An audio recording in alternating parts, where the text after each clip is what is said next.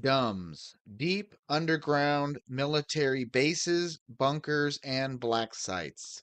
This is the full length version. In the past, I have released this in two separate videos with augmented audio, and a lot of people had problems hearing it, and that's why I am re recording this. I have added a ton of new information, which will connect further and further dots to help you with this research or understanding the world we live in, and the hidden world below our feet. So I hope you enjoy. Welcome, sit back, and let's get into it. DUMBs, deep underground military bunkers, bases, and black sites. If you aren't aware of this, these DUMBs are widespread throughout our realm or world, and there's lots of evidence that pushes that these facilities do exist. And there is an operation that took place to create these DUMBs or to reclaim them or to build them. There's a lot of different theories, but we're going to get into it, and you can make your own mind up at the end as to what's going on and what these facilities are possibly being used for. So, deep underground military bases, also known as DUMBs. These deep underground military bases are the secretive locations where the secret government, military, and Space Force personnel operate. They are used to house technology, personnel, equipment, extraterrestrials, and other secrets. These DUMBs may also conceal and connect to the old world, which was covered in a mud flood during the time of the invasion of our realm when the last reset took place. Now, these underground facilities are where the most secretive knowledge is kept and only allowed by those who know the secrets and keep them from the general public. Others associated with these underground complexes may be involved in secret societies, which we have discovered to be connected to the controllers themselves. And close to 8 million people go missing each year worldwide and are most likely food for the demonic beings that work with the controllers or are the controllers, however you kind of want to think of this. But they are also harvested for the adrenochrome chemical. And that's 800,000 children go missing in the U.S. each year alone. Never seen again, never heard from again, and where they go missing to most likely connects to these underground facilities or bases or black sites or however we're looking at this here. But there is a major component to these underground bases and the children who go missing each year. So, one of the theories is that these are reclaimed old world basements and pre mud flood bases. And we're going to get into that by looking at this diagram of this massive old world building complex facility. Now, if you understand where the mud flood level has left everything and how much is buried below the mud flood, a lot of the building of these bases could be to reclaim and salvage technology that could be in these underground facilities or the basements of these facilities. But if you understand that where these blue arrows are pointing to is the ground level, and the basement facilities would be far deeper than that level of where the flooring is of the where the blue arrows are. So the blue line across the back is most likely where the ground level is today. And that's where the mud would have settled and they would have repaved the streets. And then slowly they're creating access to these facilities in order to uh, collect technology, collect gold, silver, wealth, different types of items, paintings, whatever might be down there. But that is one of the main things we're understanding with this research and the mud flood is that a lot of these underground bases are just accessing these old world basements. And that is a large connection that we see. So here you can see the entrances to the Dulce facility, and you can see there is where the pen is, the coordinates. So if you want to look that up, you can look that up. But most likely, if you're looking into these old world buildings and Tartaria and the mud flood, you know there is a melting aspect to these old world buildings where the cities were melted. Now, was this done by high heat from direct energy weapons or dragons, if you want to think about that? Or was it a chemical reaction that liquefied the buildings and it was some type of liquidation? We don't know, but when you look at how they just drive into a mountain, that's where they're most likely looking for these old world structures and accessing what might have melted to the bottom, if you're thinking in the terms of like gold and precious metals, or hidden chambers where they're hiding artifacts and old world technology. It's very possible there's a connection to unidentified flying objects, which are the flying UFOs we see, but a lot of these flying saucers have been dug out of old world areas or settlements, and that is unearthed foreign objects. So a lot of these are found from archaeological sites, and that is a connection to this old world pre mud flood area, if that kind of makes sense. So, underground bases and maglev trains. These underground bases are connected by what is called high speed magneto levitation trains, capable of traveling at Mach 2, which is over 1,482 miles per hour. Dumbs can be anywhere from 4 cubic miles squared to 7 cubic miles squared. And that once you get kind of bigger than that, they just more likely spread out in a tunnel version to other chambers and stuff like that. So this can likely be a small city underground or a large town, which would have all of the technology and supplies to sustain the population for years if needed. They are also used by the deep state government to procure the chemical known as adrenochrome from the harvesting of children. The missing number of children each year in the US alone is over 800,000 children each year. Now, this does not count adults which go missing and other children from other countries which go missing worldwide. Now, this is one of the main reasons for the underground secrecy and function of these facilities. The adrenochrome, which is created in these underground bases, is traded as currency for technology and other things with certain races of extraterrestrials or demonic entities or aliens, however you want to think about it. I made a whole video on this a couple weeks back about the extraterrestrials, demonic entities, and aliens, and it will explain all this so you can understand the difference. But this is most likely why we are stuck in a cycle of control and how the controllers stay empowered, using us as a slave force. Because as long as this is going on, and as long as these children are missing, and they never, people, it's so um, insane to think this is going on, it will never be solved. But if we face this, if we identify the people in charge, the people controlling our governments, the people controlling NATO, and who they're all serving, we can then put in measures in place that can stop this.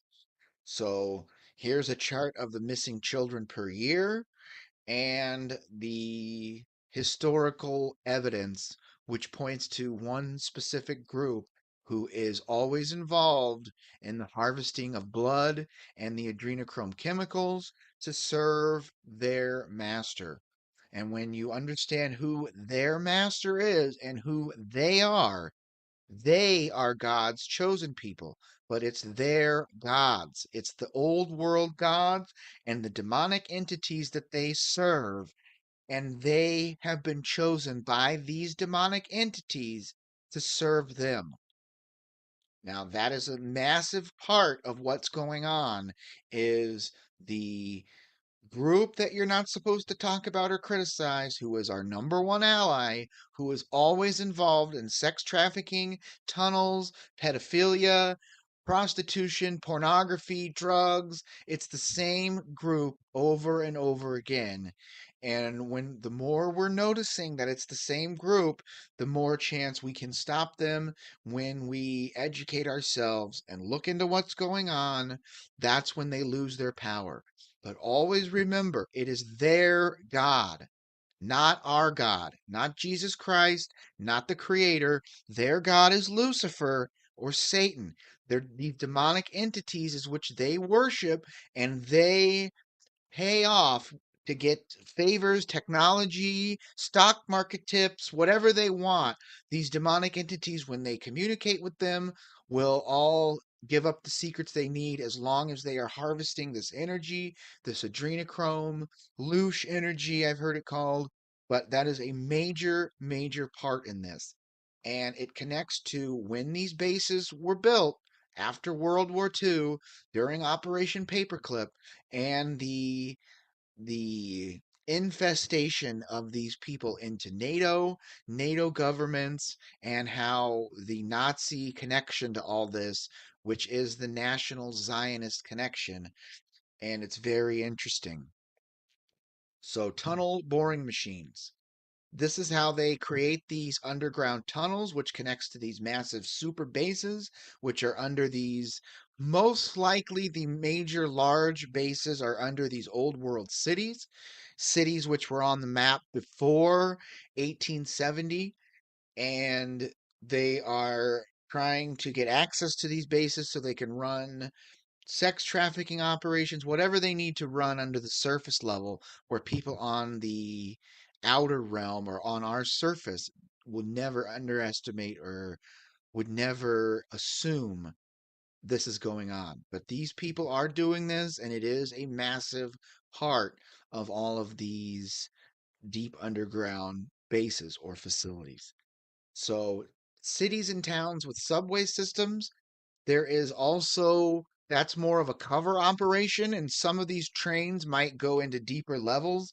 But anytime you see where they're building these tunnel boring machines, it's always to build plumbing or sewers or subways, which is that is the cover operation for the deeper and deeper operations that they are doing, if that makes kind of any sense. So this has been going on for a long time. There's lots of evidence of how these uh, tunnel boring machines work. Elon Musk is involved in tunnel boring machines, which that could also equal to creating deep state bases for these child sex trafficking operations.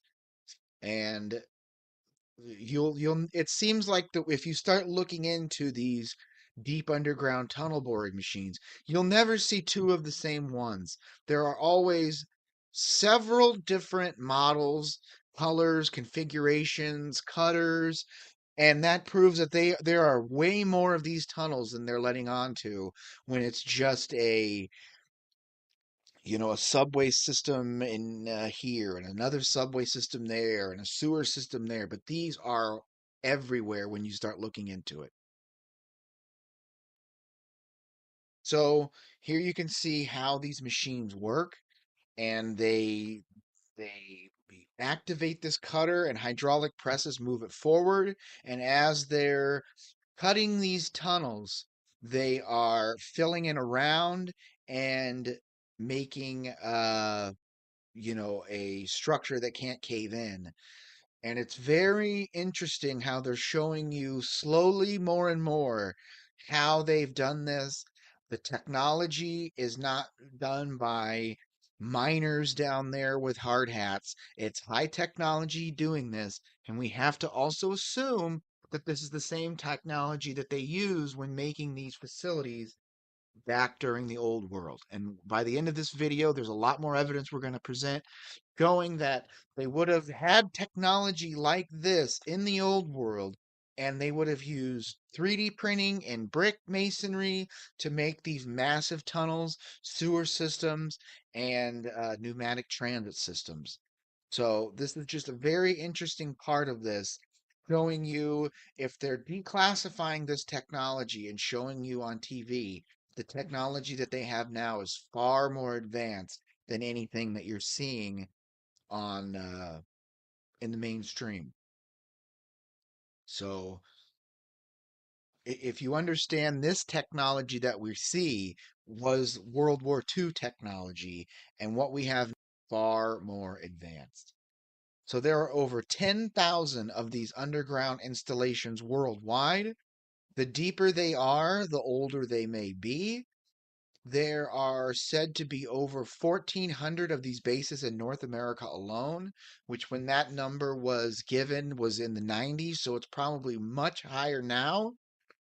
Some of these tunnels and bases connect to countries, others connect to continents under the sea shelf or the seabed, I guess, or the ocean bed. And it is rumored that some may have access or hide secrets to escaping our realm. This would be the bases that lead out of our known world or our terrestrial realm and into the secret land masses which have been hidden since the Great Reset took place. So these hidden off-world bases, they refer to them as off-world, but it's more out of our realm. Maybe the bases in the outer space beyond our ice wall, and the most hidden and protected of these bases are on the other side, where they are. That's the secrets they're keeping, is what may be on the other side of the ice wall, on these hidden land masses, and under them as well.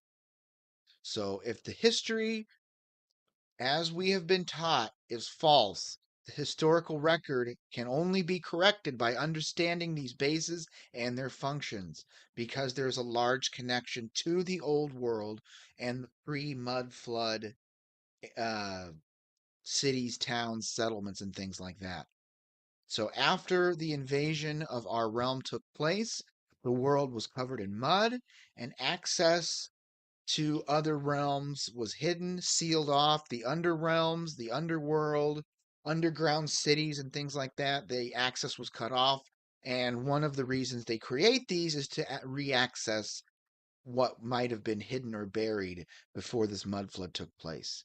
So these secrets, when uncovered, may be the missing piece of the puzzle that frees us all from the grasps of those in control. If we understand how much of our resources and tax money gets spent building these bases, and we're not allowed to have anything to do with them, if we can understand that and put that into our vast amount of information we're accumulating, we can then demand access to this to get the homeless people off the streets, to free everybody from the amount of taxes and the control and the slavery that we've all been put through. So here is a map of where these underground facilities and tunnels are rumored to be. This is from the National Security Council and the Majestic 12 group. This is more back from the 90s. But everywhere you see these points on the map, these red circles, are where old world cities would have been.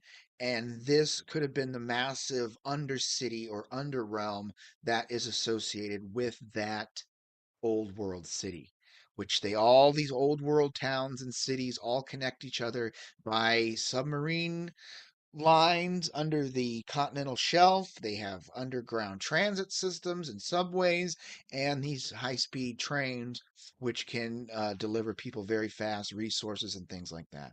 So here's this map on Google Earth, so you can see kind of where all these things are and where the most rumored UFO encounters, sightings, UAP sightings, all these things connect to these underground facilities and underground bases, which may also be, settlements used by those who are from the outer realm or the outer space of our realm, which then come here, and it's just as nice as anything on the surface world, far nicer, where everything you could think of is provided in these underground facilities and bases, and that is one of the main reasons they are frequented by these extraterrestrials.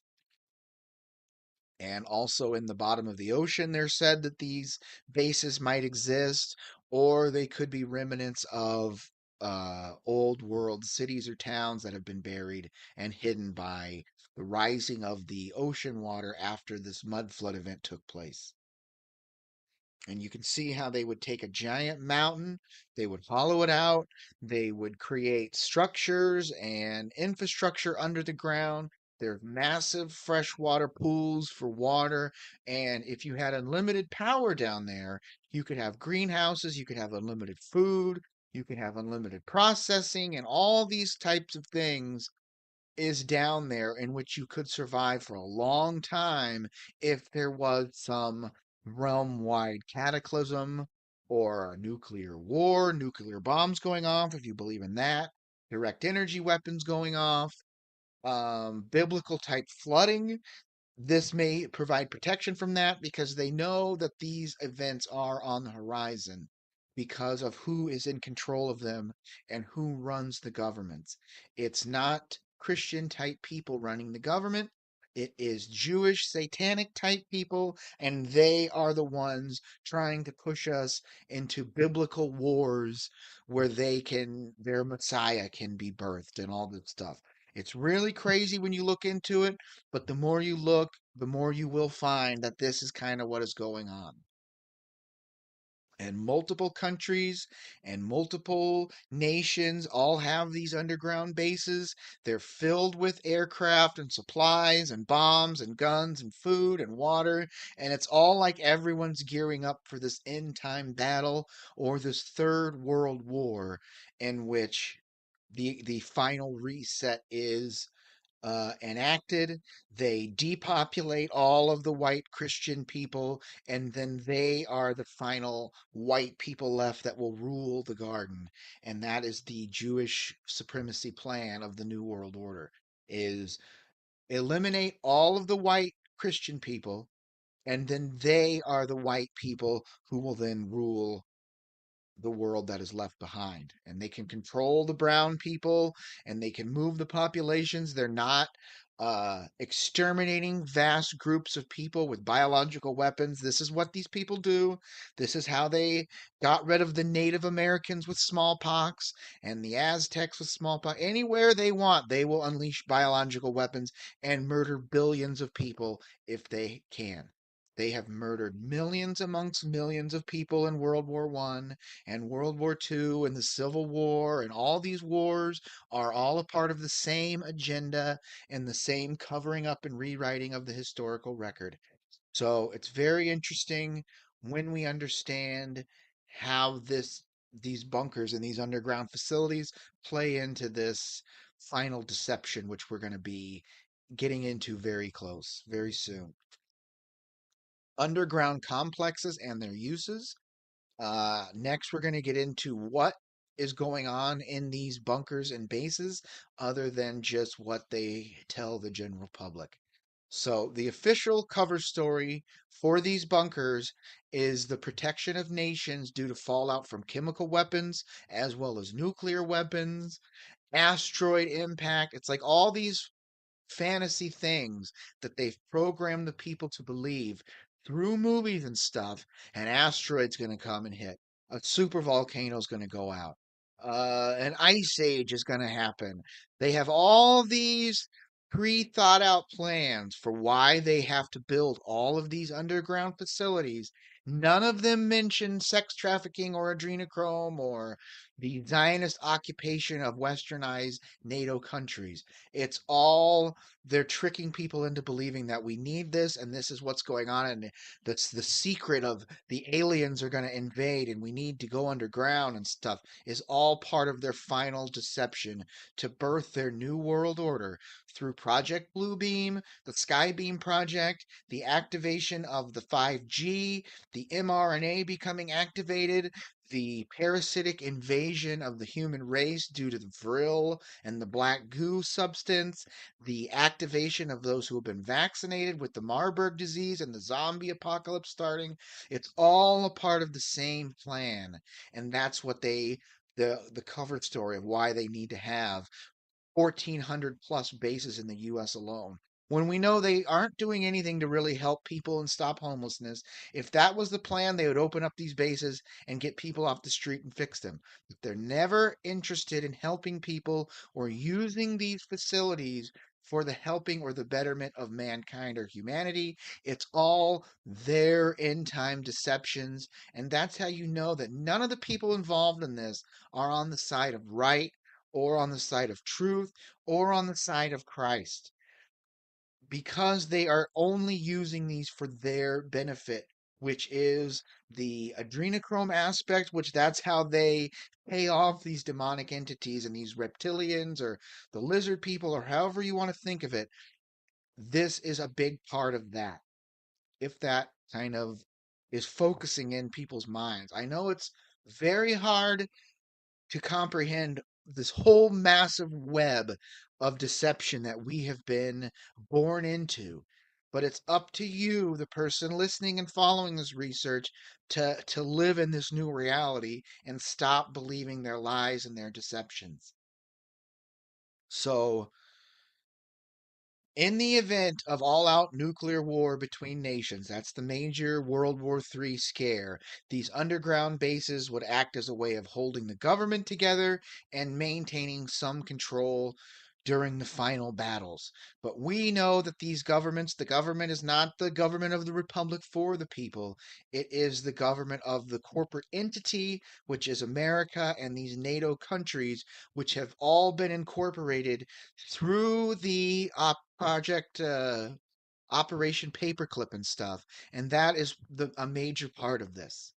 So we know this is a lie because all nations appear to be working together to control the people, keep them from discovering the truth, depopulate the people with the vaccines. Every NATO country rolled out these vaccines and had mass vaccination programs, and they all respect the Antarctic Treaty. They all hold the secrets of the flat Earth, and they all push the globe and dinosaurs and evolution and the Big Bang. All these governments work together, and that's how you know there, if there ever is a third world war, it's a fake thing controlled to push their final event of this new world order. And how this will play out, they'll launch all their nuclear bombs or their reset weapons or whatever it is when the population is low and the people are demoralized and weakened. That's when the Project Bluebeam starts up and the UFOs come together, and we've all got to get together and take the vaccines and stop climate change and all the agendas that they've told you are coming. We have to eat bugs to save the planet, or the aliens will wipe our cities off the map. Whatever bullshit they are going to do, this is coming very close. And that's one of the reasons why I'm trying to get this information out fast as we can, is to get people aware of what is coming. Now, if power was returned to the people, true freedom could be given, and we could rebuild the old world and return the United Kingdoms back to uh, Tartary, if that's how you want to think of it. But it's all was a knighted realm, all unified under Christ and God, creating these magnificent buildings, all this beautiful artwork. Everything was a tribute to God and the creation, creator, Jesus Christ. Where now we have an inversion of that, where everything is satanic, everything is disgusting, there's garbage everywhere, everyone's homeless, everyone's depraved and disgusting with their sex and their transgenderism and their homosexuality and the women being promiscuous, having hundreds of sex partners, and getting abortions. This is the satanic New World Order that is being forced onto the people. And when we all wake up and come together and we all unite under Jesus Christ, we will destroy these people and we can then create the world in an image based on freedom in God, Christ, country, love, respect for all people, and everything like that. It'll all come together. And we may be going through this as a way of waking people up to what is going on. So, this may be the reason for my lab operations, which have formed an alliance to save mankind from the grasp of these evil controllers. This plan would be to unite all who oppose the controllers and the New World Order, the Zionist occupied governments realm wide, and these evil people who continuously have done this to us for hundreds of years. Now, this is the rebuilding of Tartaria and the unification of the old world kingdoms under the divine protection only God can give. And make no mistakes that these are the final days. This is the final battle, and we're getting into the last cards being played by both sides. And in the end, we know God wins. And this is almost like a massive thing to sort the populations out. You will know them by the fruits of their labor. You can see the NPC type people. You can see the people who really live in Christ consciousness and try to live according to the golden rule and help people and stuff like that. And we're more sorted and divided than ever, but that is a good thing because we do not want these evil NPC type people coming into our new system when this is all enacted. So, uses for DUMBs. Communication networks for hidden lands and settlements, which would encompass laser communications and all forms of digital networks. Laser communication is where a message can be encoded into light particles and sent via laser pulse. The communication with certain extraterrestrials, as well as monitoring of races of beings unknown to the general public. But this would also include the storage for quantum computers, which can house the whole of the information gathered from the internet and digital communications of our realm. All banking records can be stored and monitored from quantum computers, as well as the sorting of this information.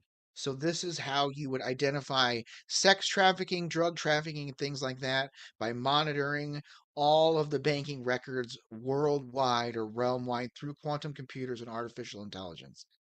This also would include medical records and the family history according to genetic makeups to track and trace abductees and secret military personnel.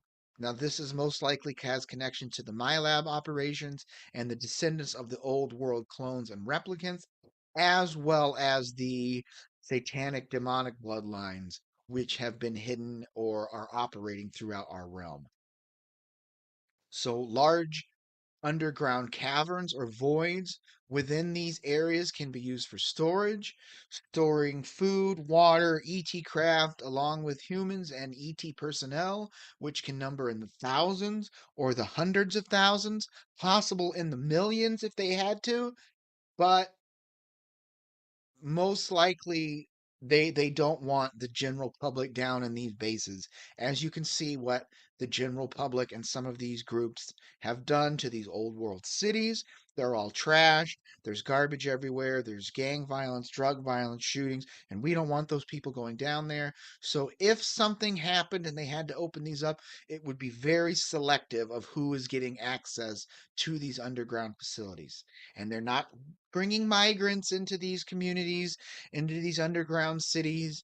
They're not bringing in people who are eating dogs and cats and stuff like that. It would be very selective, and you would be a very specific group of people who would be welcome into these underground areas. So, harvesting of humans is a massive part of the New World Order operations, and experiments on abductees are always done in these underground bases. So, when you're looking at this, there's always two sides. There is the good side, the white hats, if you want to see them, and there is the dark hat, black hat people who are worshiping these entities, and it's always two sides fighting for the full control of the realm, and this has to be dealt with in order for us to be able to move on.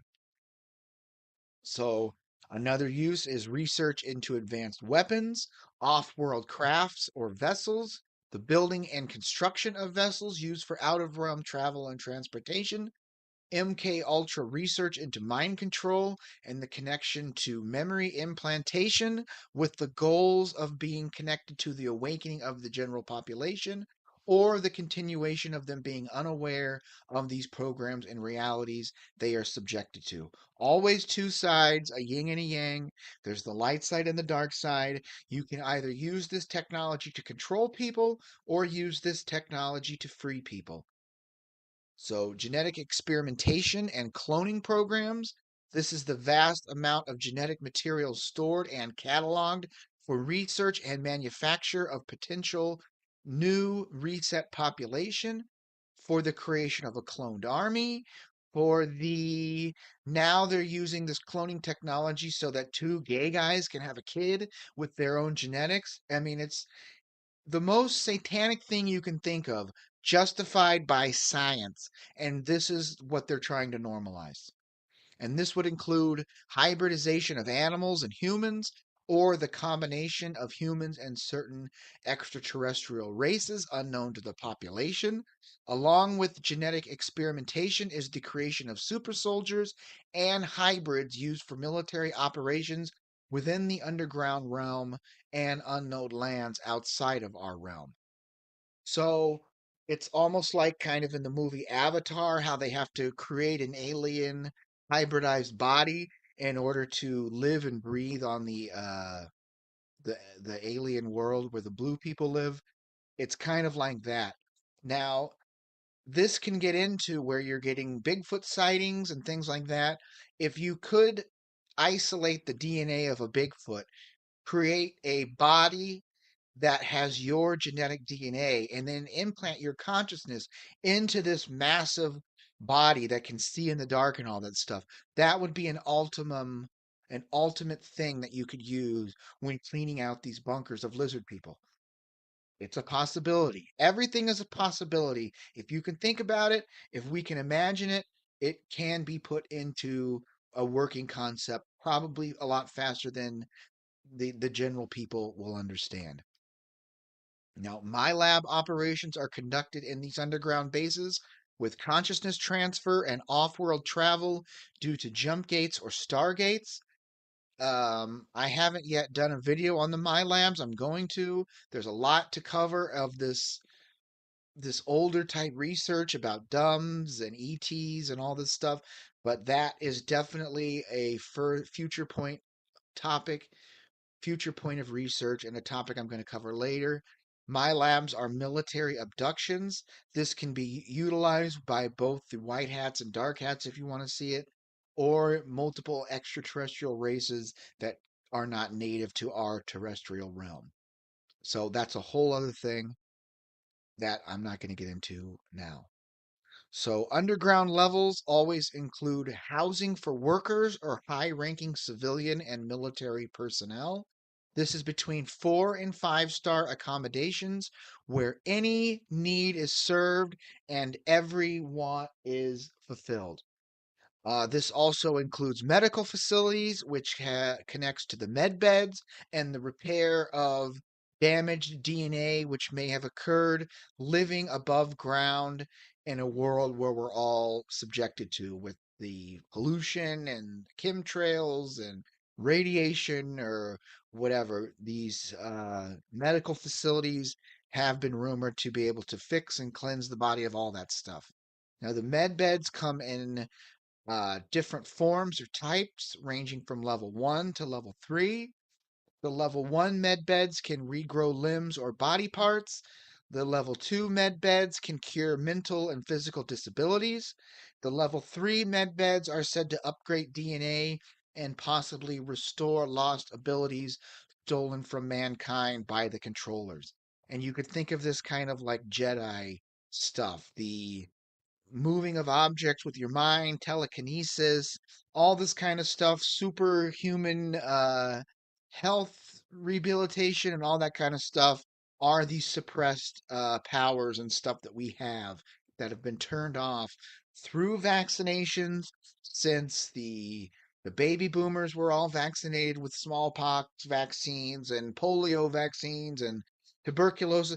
All of these vaccines have secret side things that are connected to the suppressing of the DNA of human beings or mankind.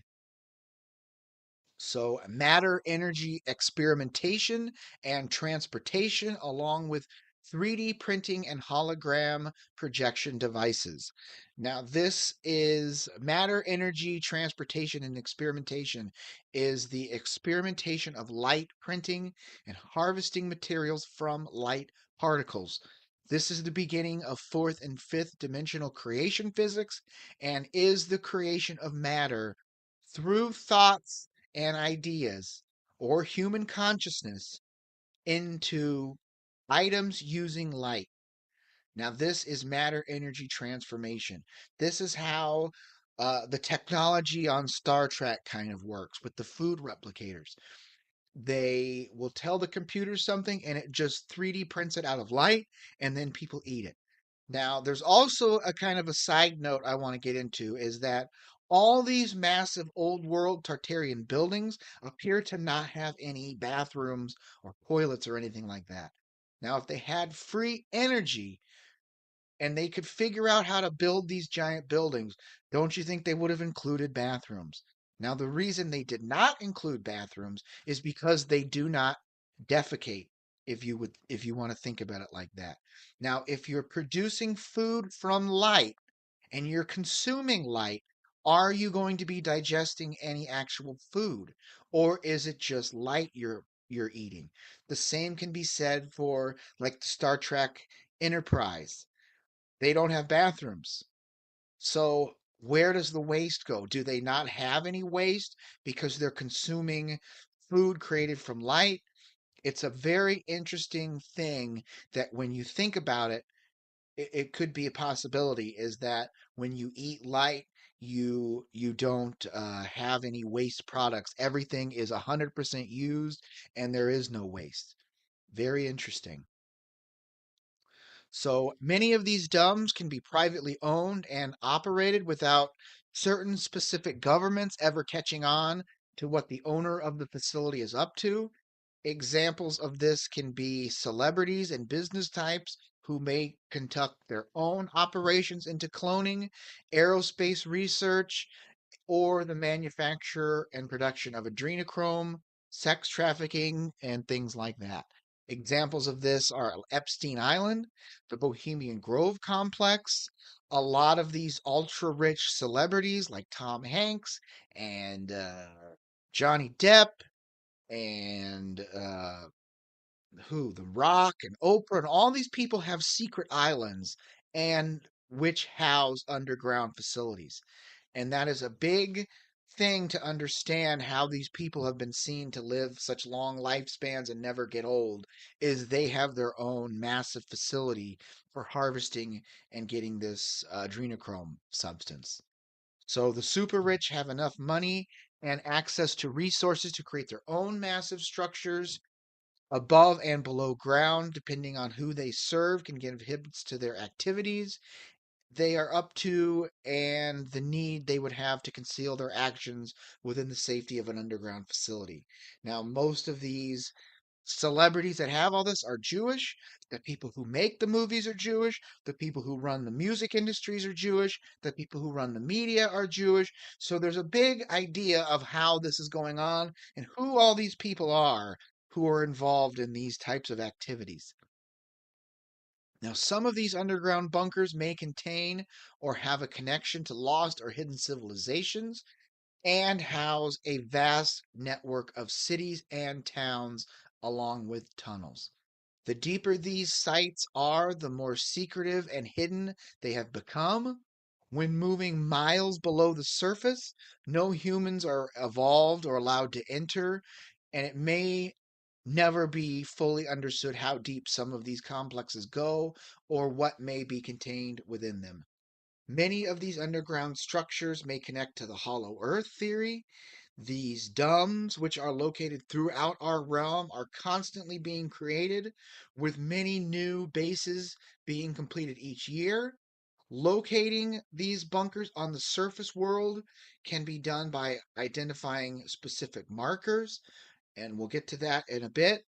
But an interesting clue discovered by whistleblowers is that the name of Jesus Christ is not allowed to be spoken within the depths of these underground facilities or bases. Now, this may be due to the fallen angels or the Nephilim being the ones who are pulling the streams of the controllers, the satanic demonic entities working with these controllers, and things like that. There's a large connection to who builds these bases, what they're used for, and what you're not allowed to say in these bases. It's biblical players and a biblical war, and it's always the light side versus the dark side fighting to see who will be the winner. And there can only be one winner. We can't have peace. You cannot reason with these evil people. You can't reason with evil. You have to destroy it. And that is, we're getting to the point where humanity is at the level. We're becoming aware enough and mature enough as a civilization to identify these evil controllers and defeat them. So there's another massive connection to Antarctica and pyramids, which may just be settlements on the outside of our terrestrial realm, which are used to communicate inward and outward to other areas. But there is something massive going on in Antarctica, which has connections to pyramids, and the pyramids have connections to the underworld and what might be going down below the surface. Now, this could be a cloak base. There's lots of interesting things when looking into Antarctica. The mystery of what's beyond the ice. A lot of these elites take trips to the Antarctica to witness the multiple suns and celestial phenomenon that take place there. And they also have connections to the hidden land and like New Schwabenland, where it's said that a lot of these Nazis and people escape to. There may be a connection to where the old world inhabitants went to. They might have just went to the other side of the ice wall. It's very interesting, and it's a big part of understanding. The more they hide it, the more we need to look into it and understand it more and more. So massive operations to conceal dumb operations. Now, this is where you get into the cover story of why they need these underground tunnel boring machines and what they are claiming they're using these bases for. And it's always subway systems and things like that. But if you look at this picture and you look at how tall the ceilings of these bases are, it's more likely these are tunnels from the old world, escape points and things like that from the pre-reset time period where these giant people, giant humans, built all these buildings, built all these tunnels, and built most of these underground structures.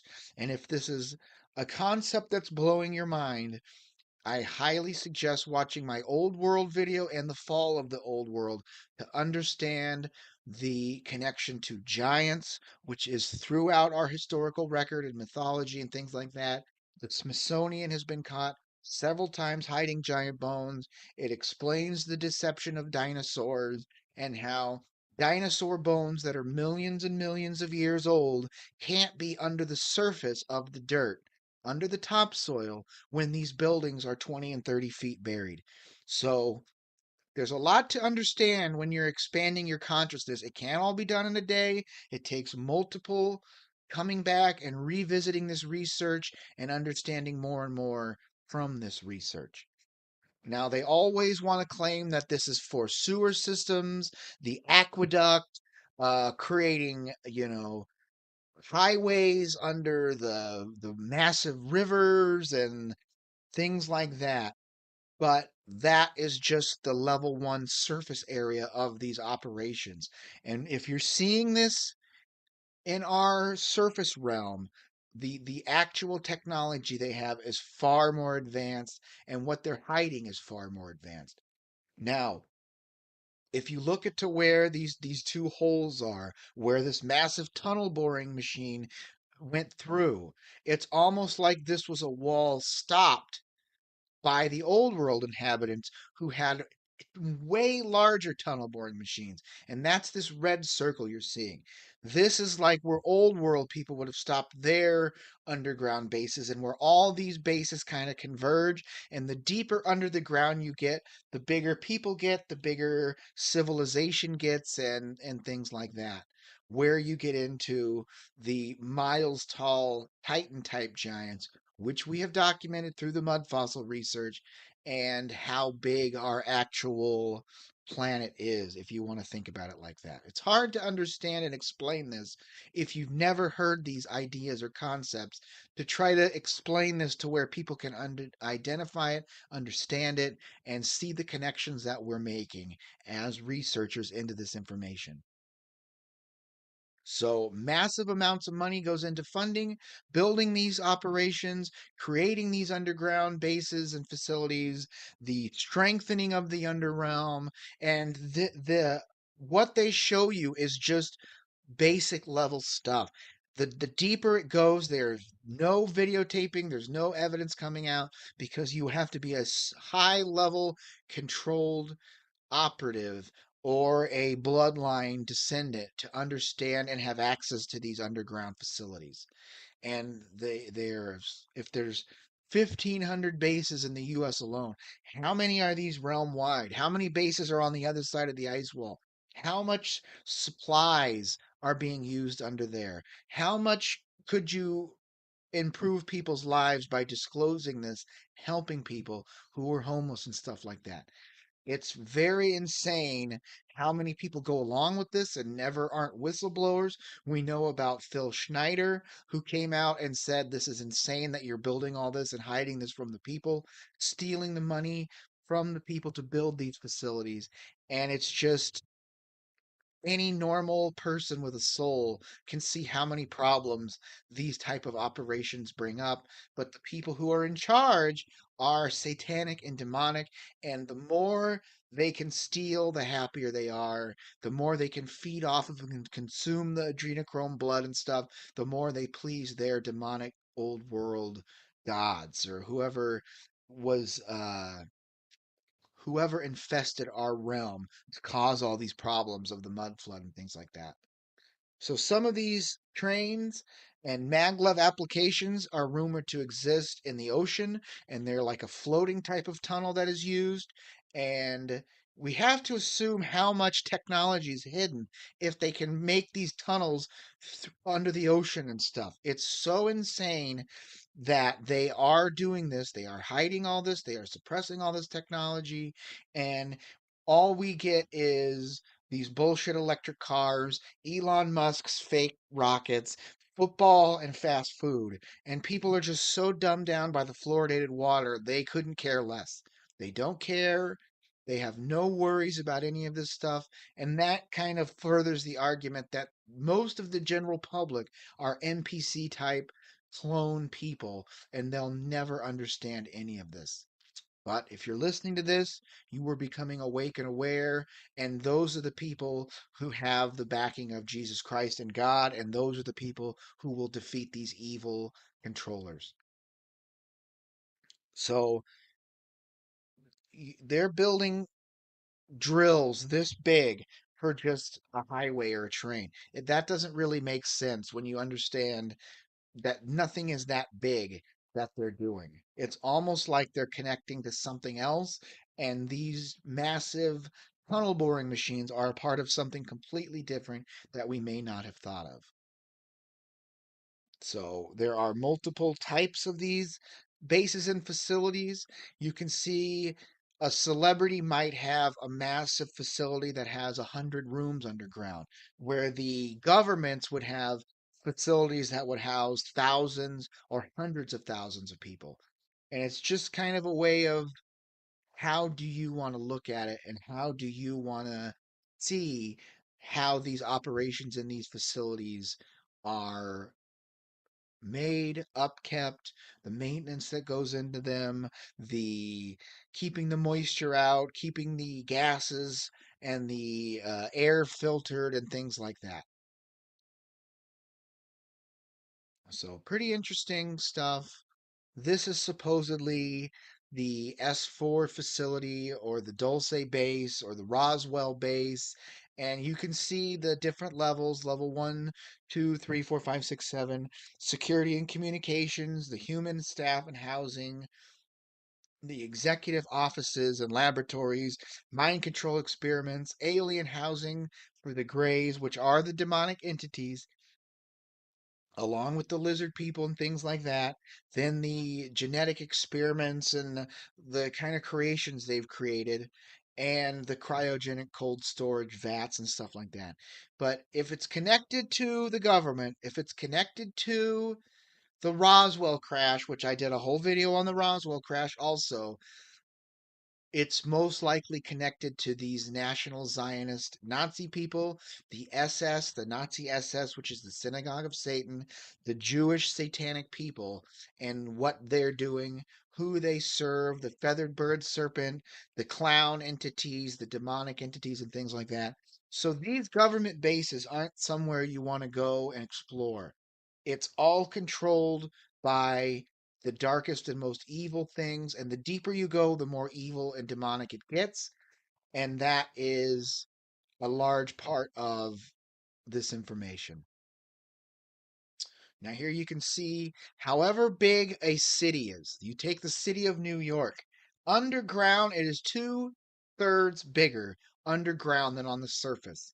Everything is much bigger on the underground realm than on the surface, which if a million to 10 million people can live in New York, that means 30 million, 40 million people might be underground living. And it's a total massive ideas to wrap your head around how much is hidden, how much is not allowed to be talked about or spoken about. But one of the clues we have is the old world after the mud flood, the complete all entirety of our realm was abandoned.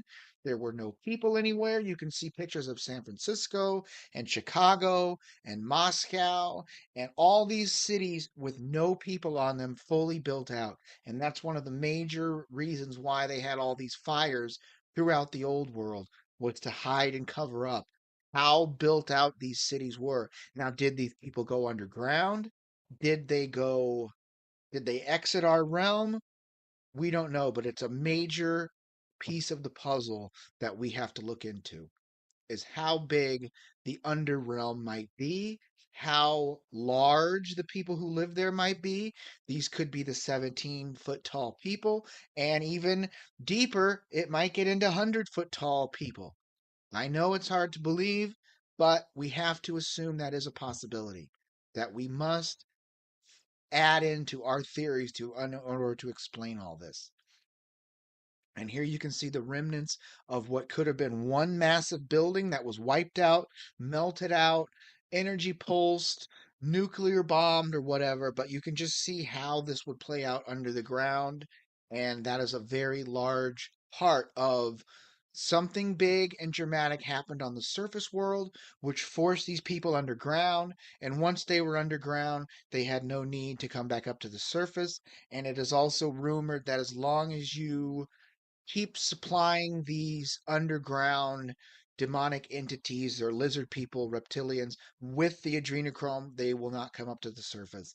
And that is one of the reasons why these kidnapping and sex trafficking operations are going on.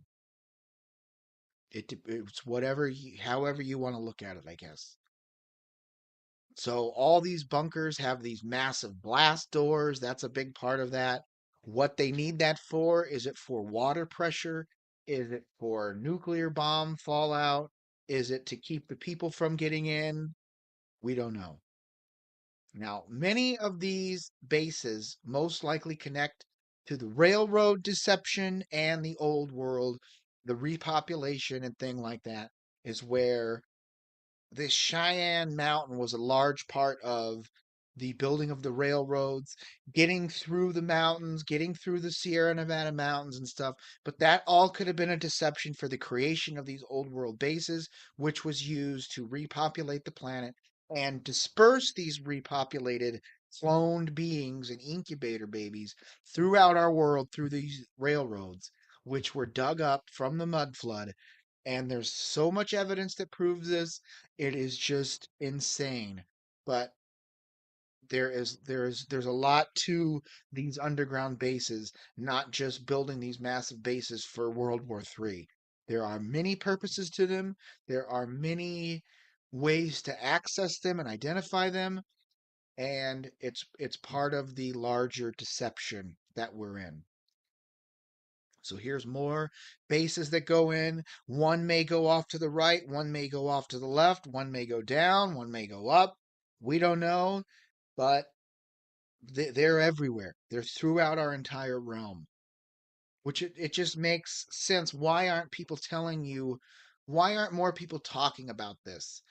Is that the reason for the Freemasonry deception? Is that the reason for why all these people are in control? Do they have access? Is it like work release programs? You work underground for 6 months, you then get to go on the surface world and live, a vacation style lifestyle. How many people work in these underground bases? How many people are the housekeepers and the maids and how much is going on underground? Or how much on the above ground is a deception for what's going on under the ground? You drive around and you see all these people in cars. I could really get into this deep. And the truth is out there. And when they say the truth is out there, it's out there. Like it's so outside of the general ideas of civilization, what may be going on under the ground. It's just so hard to understand how many people are working under there, how many people are living under there, how many people are people being held there against their will in these underground bases.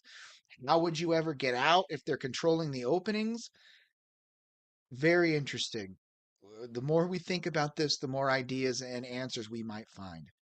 So these aren't just little bunkers that you would think about. I mean, these are massive, massive, massive facilities under the ground. Now, if a city has X amount of people, under the surface, there are more people.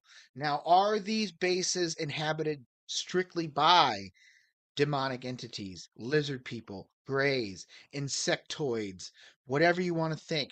Now, here you can see, we know there's something going on with the earthquakes and the directed energy weapons cleaning out and zapping whoever may be living in these bases.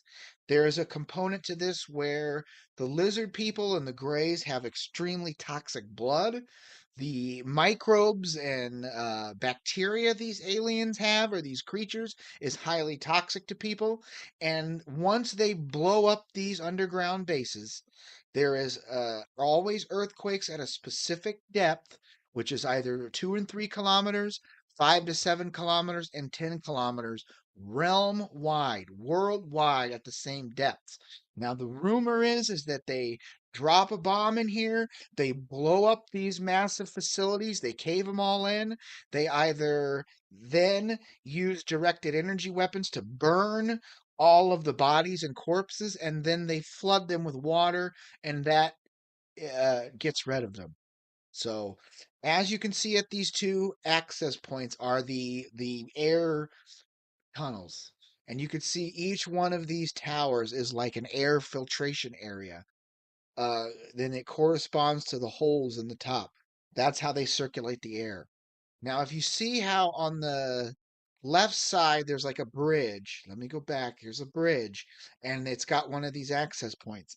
Now, look at this picture of where these wildfires are. It's like the direct energy weapons are collapsing the ventilation tunnels, which possibly are suffocating these entities. And there's lots of connections when the more you look into the direct energy weapons, and the more you look at how they're just vaporizing things, it's likely that they're vaporizing access points or ventilation tubes of these structures. Now, see my video on directed energy weapons. I go into this more, but it is a part of this conspiracy, I guess, is why they have to use these directed energy weapons. There's all these fires, all of California is burning down. and that was about 3 years ago, and now they're way less likely. The earthquakes at the specific depths have stopped, and it's almost like they've blown up these bases, they've cleaned them out, they've flooded them, and then they move on to the next area. And it's always a regional occurrence. There's always earthquakes at a specific depth. Then there's directed energy weapons and fires. Then they are massive flooding. Then it's like 1 year they blow up things, then they direct energy weapon them soon after, burn them all out, and then the next year they flood them all out and they're no longer accessible. So next I want to get into some of the old world connections to these bunkers. Now, if you remember in the movie Ghostbusters Part 2, he's going down into they're drilling the hole in the street. They lower him into the underground. He sees the river of slime, and on the wall it says pneumatic transit, 1870. So there's a large something with how many tunnels there are. Now, in 1870, they didn't have widespread electricity. They didn't have uh, power and power tools. It would have been lantern light, small head lantern, and carrying bricks down to the cities over and over and over, and mortar and mixing it up by hand. And the more we understand, that's impossible. They did not do that. There's also a connection to the slime in Ghostbusters, which is a metaphor for the black goose substance that's running under the city, feeding off the negativity of the human race, self-replicating, and when you positively charge and say nice things, it does an opposite thing, as if it's like an artificial intelligence or a type of technology, nanotechnology or something. So these pneumatic transit systems, it's very interesting when understanding that these pneumatic transit systems all have connections to the red brick masonry, the massive underground structures and subway terminals and things like that. If you look at subway systems throughout Russia, they are just it's like a museum underground. They're all clean, everything's nice and polished. It's a far different than the subways in our world, where I'm not going to get into that, but there's something very big with this old world technology. These would have been a subway type transport system under old world cities and towns. Anywhere you have this brick masonry buildings that were from before the 1890s, there's most likely there's stops along the way where people would get in and out of these old world type transportation systems. And there's lots of evidence. These aren't just concepts that we can make this. They are working. Here you can see an illustration of these things, and then you can see where something happened, an EMP went off or something in the old world, and all of this technology quit working, the buildings quit working, and the technology was abandoned. And here you can kind of see that throughout these brick tunnels, the technology's abandoned, and it's just sitting there for us to get back going again if they would allow us access to these underground areas. Now, here's different types of patents that have been filed for these underground transit systems, for these uh, more updated digging and tunnel making operations, if you will. This is for method and apparatus for tunnel melting, and this is from September 26, 1972. So them showing you tunnel boring machines is such old technology compared to what they have. They can laser into the ground and heat up the ground to almost make the outer shell of the tunnel like a hard brick surface on site as they're going. And it's pretty interesting when you understand that everything we have is a lesser copy of what they had in the old world. And technology and all this stuff is much more advanced below the surface and in these deep black projects and things like that than we'll ever see on the surface until they push their Project Bluebeam Final Deception, where they finally release all this technology to the people. Now, another interesting thing is the underrealm of old world sewer systems, these pneumatic transit, these old world subways, and the type of craftsmanship and brickwork that is under these massive cities. So, this is underground Poland, and just look at the brickwork, look at how vast everything is. Do you really think people with a little miner's light were down here building these tunnels and these archways and the coping of the water and of the bricks for the water flow and all that? It's very highly unlikely that these were made by people down there with a donkey and a horse cart doing their masonry. Every brick is perfect. No brick is crooked. The mortar lines are all perfect. There's no spaces or gaps or anything like that. And this is a massive, massive clue to how these old world cities were built.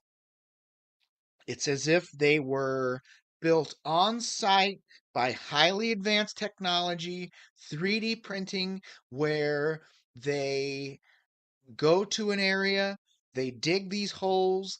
3D printed technology maps out the city, every building, and it's built from the ground up.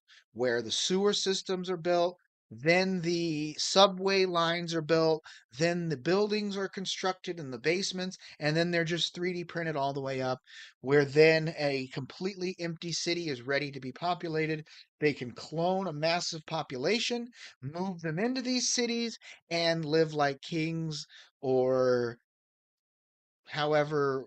I mean, this is more likely what happened than they were built and Christopher Columbus came across and the founding fathers built these buildings and stuff like that. That's complete bullshit when you really look into this research. Read my book if you haven't read it. If you haven't grabbed a copy, I go through most of this stuff proving that our timeline is a complete fabrication and it was just invented after the fact in order to explain what they needed to explain and hide everything else. Very interesting, and it's a massive part of this research, understanding how many bricks they're using, how where did they make all these bricks. This is trillions and trillions and trillions of bricks when you understand New York, Chicago, San Francisco, Seattle, Portland, all of these old world cities throughout France and Russia and Spain and Ireland and Australia, and everywhere has the same construction, the same architecture, the same brick buildings. Usually you see these Greco Roman buildings, but if you chip off the Greco Roman um, facing of whatever, there's always red bricks behind that. Very interesting, and it is a massive part of everything else. So, next, I'm going to get into how to locate these facilities on our surface world or things we can see that they use. Location of dumbs. How to identify underground sites from the surface world. This is a map of the U.S. Government underground facilities and tunnels. And you could see where the lines all connect on the map is where the tunnels and the maglev trains are, and the circles are where the massive dumb facilities are. And most likely where these dumbs are located connect to old world cities and towns or pre mud flood reset areas, which they're accessing because they know that there are valuable things there that they need to control or house or store in these areas. So here's this map on Google Earth showing you where the trains connect and where the facilities are, or the dumbs or the bunkers or something. So, how to locate underground facilities, what to look for. Now, if you're looking for these things within your town or cities, the number one way to identify if there's underground facilities in your area is a couple of things. One is there the old world brick buildings and architecture? Is there a Masonic lodge in your town? Are there other factors we're going to get into, but most likely it's like quarries. Is there airports in your area? Is there a Walmart in your town? Is there uh, dams or infrastructure that was built after 1947 when the Operation Paperclip started happening? And if you can start checking off these boxes of what might be there, most likely there is an underground facility. Also, were there 10-kilometer, 5 to 7 kilometer, 2 to 3 kilometer earthquakes after 2016 when this operation began to wipe them out? So, things like that is how you identify what may be under your town or city. One of the other main things is railroad tracks and train depots. Under the infrastructure of train tracks and or train stations, some of these trains may lead underground, which can access these dumbs or even deeper facilities. Trains were an important part of the Great Reset and the repopulation of our realm. This fact may also include secret stations, which may grant a person access to the underworld, out of our realm, or the hollow earth, if you believe in the hollow earth. So another way to kind of understand this is there is the level 1 underground areas, which they will kind of disclose to people as driving the semis under the ground. That's all level 1 stuff. The major mega facilities are way deeper than anything they want to tell you in level 1 type underground structures.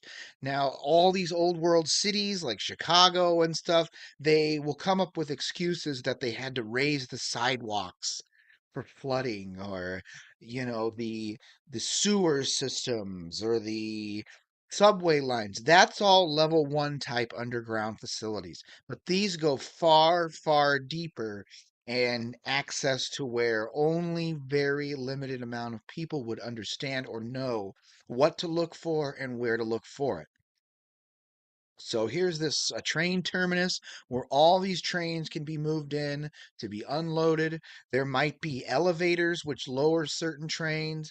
It might be a staging area where it's always on the outskirts of a town where these train depots are, but somewhere on the outer outskirts, it will go into an underground passage, and then possibly the tracks veer off to the side, and then they can go under and deeper and deeper. And a way to find these is the old world brick buildings. Anywhere there's old world brick buildings, most likely existed before the mud flood, and there is a larger structure underground. And that is another big part of this research is these old world brick buildings and the mega structures underneath them. So quarries and mines. Under quarries and or gravel plants, this is to hide the rocks and rubble created when constructing these dumb facilities, also to cover noises coming from underground activities, and also, if they've been blowing up these massive dumbs underground, clearing the rubble out, taking it out to these quarries, processing it to make new kind of concrete and stuff in order to repair them after they're cleaned out. So, another part of this kind of idea, if you want to think of it. Gold and silver mines, along with certain types of caves and cave systems, would be the oldest types of underground bases being used during the Great Reset of the 1820 to 1890s time periods. Once the gold and silver, copper, etc., was removed, a base could be constructed and the entrance fully sealed off from the general population. Now, structures could be built on top of abandoned mines to keep anyone from knowing anything was below the surface. So, if you knew you had 150 acres and there was an old mine shaft system on your property, you would build a house on top of the entrances in order to hide it, and then you would get underground and access the tunnels and have multiple exits and stuff in case you were ever attacked or they were going to come for you because you're into sex trafficking or gun trafficking or whatever it is. But that's another way of escaping or covering your tracks. So a lot of this mining and quarries and stuff connect to many things. This could be the connection to the mud fossils. I'll get to that in a second. But when you look at these quarries and these piles of gravel, that's where the entrances most likely can be hid through a holographic cloaking type device, or some type of frequency is entered, which then decloaks the access, and you can either drive into an elevator type system, which lowers you down, or you can drive in and go down like it's a parking garage or something and access these lower levels. If you have the correct technology, which can alter the frequency, which can decloak the bases and stuff. Now, there is a mud fossil aspect to these dumb operations and the mining of the fossilized giant trees and the fossilized giant people. If you're not aware of the mud fossils, it is a large part of this research that has to be understood, like the flat earth kind of information. And once you understand the concept of mud fossils, a lot more of this stuff makes sense and will focus. So, see my video on mud fossils. I'm going to remake that and make a way longer version explaining the mud fossils and showing examples and evidence and things like that coming into the future. But I've done a two-part video on mud fossils, so go back and check that out. There's lots of information that connects many more dots. So here you can see these old world mines, and the mining cars and all this stuff lead to tracks which go deeper and deeper. But the idea of what they are trying to mine, what they are trying to access, what is going on with these mines. Now, it's a theory, or I have a theory, that when you understand who is in control, who are these controllers, what they're looking for. These are the people who have unlimited gold and silver and resources, but these mining operations always continued. And most likely that's due to what they're looking for and what they're trying to mine. When they're when you understand about the black goose substance, and it's a super super heavy type metal like plutonium and uranium and gold and lead. It's really heavy. So they want to remove the gold in order to access the deeper deposits of this black goo ore that would be in these mines and stuff. And that's a big part of what they're doing in these facilities. And once they access these deeper deposits of black goo, that's when they build these structures, because it's very hard to get this black goo out of the ground, and there's a specific way they have to extract this black goo, and that also connects to these underground facilities and the adrenochrome substance. So there's lots to this. I could make hundreds of videos explaining all this in multiple ways, but for now, let's just concentrate on the dumb facilities as a whole and the operations in either destroying them or creating them or how they're hiding them and stuff. So here you can see a video. These guys are out in the middle of nowhere. They find this opening or this tunnel, and within the tunnel and on the tunnel and on the gates, there are Masonic emblems showing people the hidden hand of Freemasonry and how these people are accessing these underground facilities and how deep they go. Was this an old world type of building or opening that they have gated off? And the types of worship and rituals they're doing within these underground locations all connect to the black goose substance and the controllers and things like that.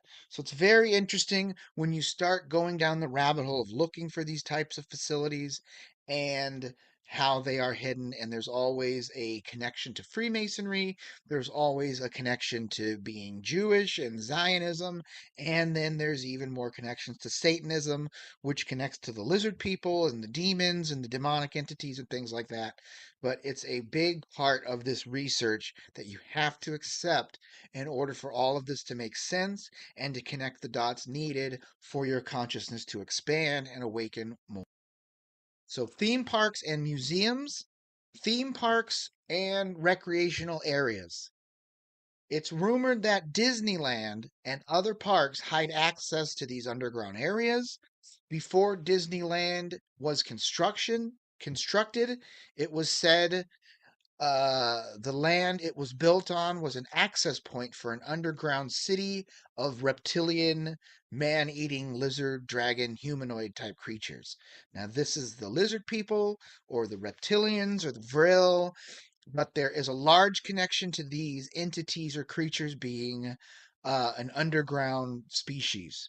Now, that connects to these old world facilities where, in the lowest depths, these lizard people are operating, and that's where the sex trafficking and the adrenochrome all kind of circles around this theory of the lizard people. Over and over again, it'll keep coming up.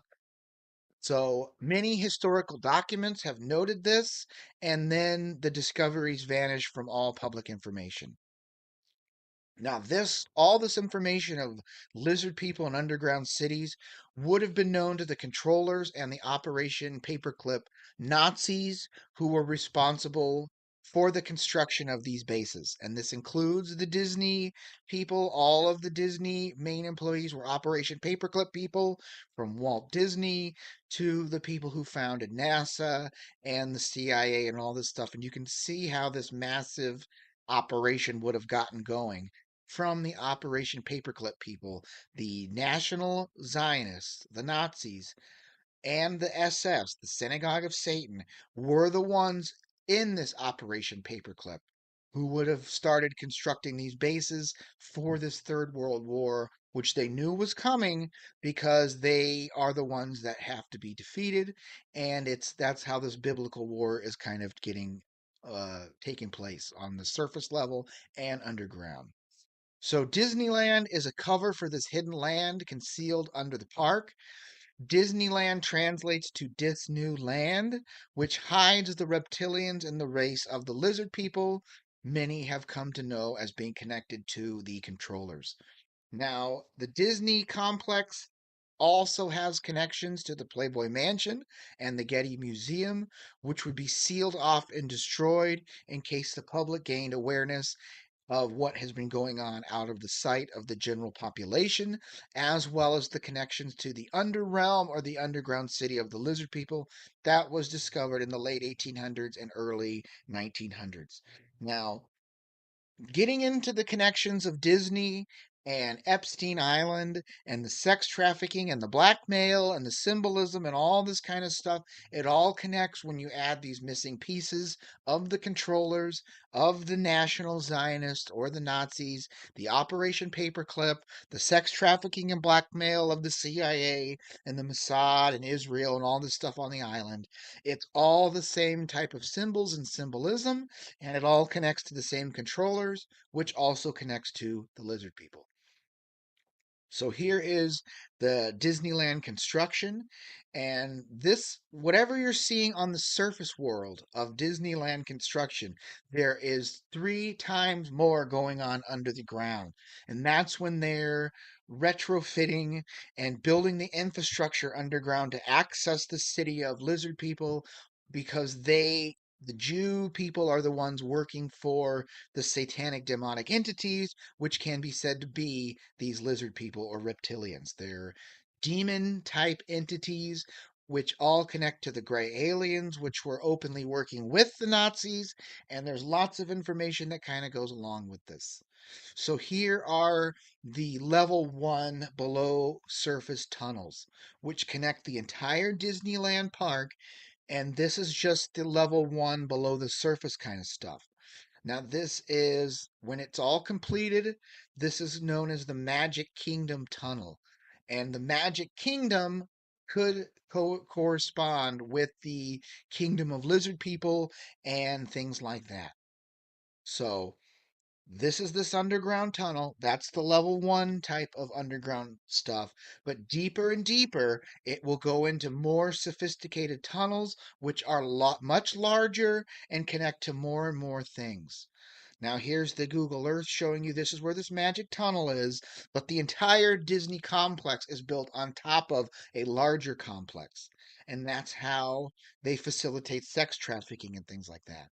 Now, there's also said to be connections to the Getty Museum, which also has another large underground access point, and the Playboy Mansion, which we'll see at the later video how they're digging up all these tunnels and The cover story is they're renovating this place, but they're really sealing off the tunnels. They're getting in there, they're destroying them, and things like that. It kind of depends on what version of reality you want to believe. Is there a plan that's destroying these tunnels, or are they covering them up so they can go unnoticed, like the Jewish synagogue tunnels? No one ever gets in there and find where the tunnels lead to. They cover them up and fill them up before they're ever identified. So here's a map of the greater Los Angeles area. And if you could see on the printout of the map, you see the three Jew stars, the Saturn stars, and there's a one, two, and three. One is where the Getty Museum is, two is where the Playboy Mansion is, and three is where the Disneyland complex is. And then you can see the red arrow pointing towards the Los Angeles International Airport, which also has connections to these underground facilities. The blue arrows in the water could be accessed by submarine.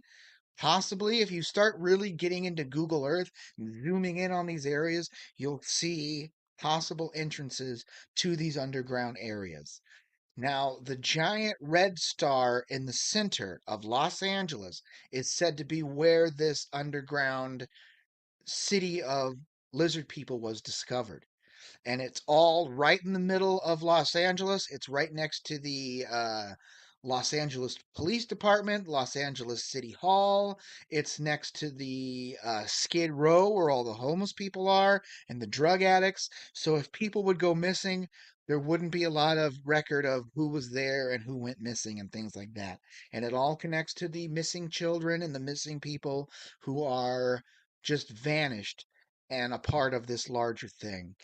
So here you can see Beverly Hills is where the Playboy Mansion is. It all connects to underground tunnels and the Hollywood sign, the Hollywood Hills, the Griffith Observatory. It's all connecting to the superstructure, which is underground, which they have built Los Angeles on top of, which is the underground city of the lizard people, I guess you could say.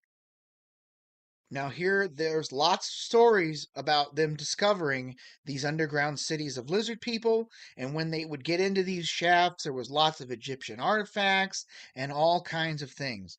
So, when you look at where they discovered these tunnels, and you can see in the lower corner where the blue arrow is pointing to in the red star, that's North Broadway and Fort Moore Place.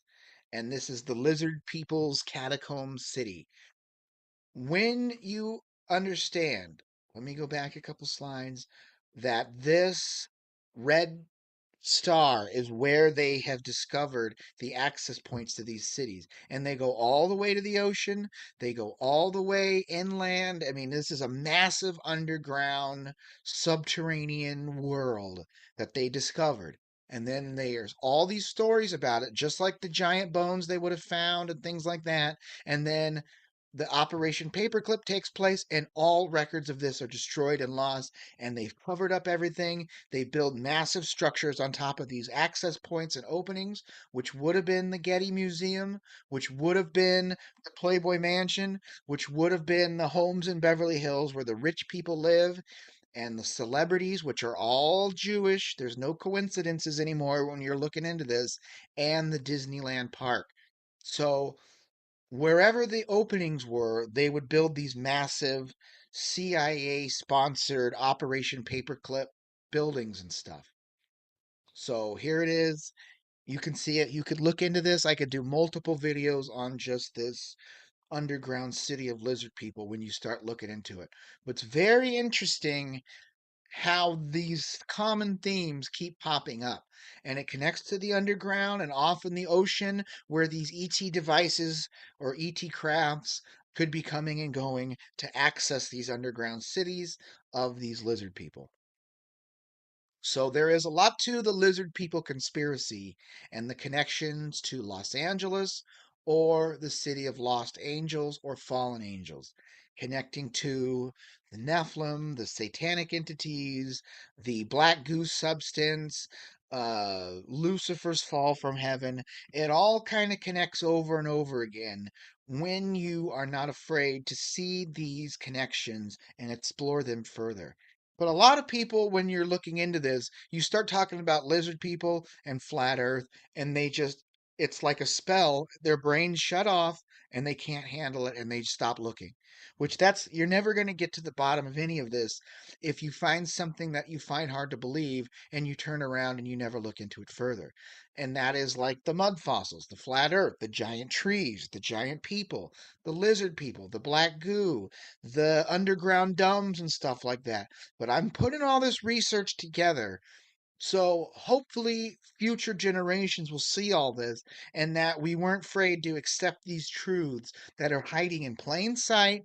Los Angeles, the city of Lost Angel, and it's always a metaphor for something else as they hide their symbols and symbolism and their numerology throughout our realm. But once we face it and accept it, you find the higher power and these entities cannot mess with you anymore is a large piece of this puzzle. So next, moving on to airports, close to or under airports. An airport like the Denver International Airport is said to hide large underground complex or complexes and the existence of these extraterrestrials along with the lizard people and stuff. So if flights were coming and going from hidden lands or coming and going to hidden lands, the general masses or the general public would never know. Airports could be a staging area to hide those who are not native to our lands and those coming from the extraterran land or unknown colonies on the other side of the ice wall, unknown to the general public. Within the Denver International Airport, there are several murals and symbols and statue that should lead anyone to believe that something else is going on in and under this massive complex. And this can also be under industrial parks is a way of covering the comings and goings of those working in the underground facilities and to hide deliveries and shipment of products and people who would go unnoticed about the comings and goings of certain types of deliveries or industrial parks, shipping and receiving of larger mailing and delivery services and things like that. So here's the Denver International Airport. And remember that these bases are 3 and 4 cubic miles squared underground, up to 7 cubic miles underground. So if you're building this massive base, you would have to have some kind of a cover story of why you have so many cars coming, so many planes coming and going. And that is one of the cover stories of the Denver International Airport is it's so big and massive. The population of Denver couldn't be using this air. It's just so much bigger than it needs to be. And that is to hide the comings and goings of people from outer realms or other hidden lands outside of our terrestrial realm. And it's the same kind of massive square facility like the Los Angeles International Airport. It's the the airports or the massive facilities are built on top of these domes, and that way no one would ever know if a secret hangar had an elevator that can go down and access these underground bunkers and stuff. And anywhere there are airports, the elites can fly into them and then access the deeper underground areas, or they can fly in to access specific properties like the Bohemian Grove or wherever they might need to access for rituals, for sacrifices, for meetings, whatever they're doing. It's a big marker that only the elites are flying into these airplanes. And it also hides the secrets of the flat earth. Most of these airline pilots all know about the flat earth, they'll all tell you about it. And it's kind of part of the larger deceptions. So, also under oil and gas refineries, this is due to the protection of natural resources during wartime. If under attack from warring nations, the oil and gas production facilities would be off limits due to the protection of the natural resources. This would make them an ideal spot to hide structures underground.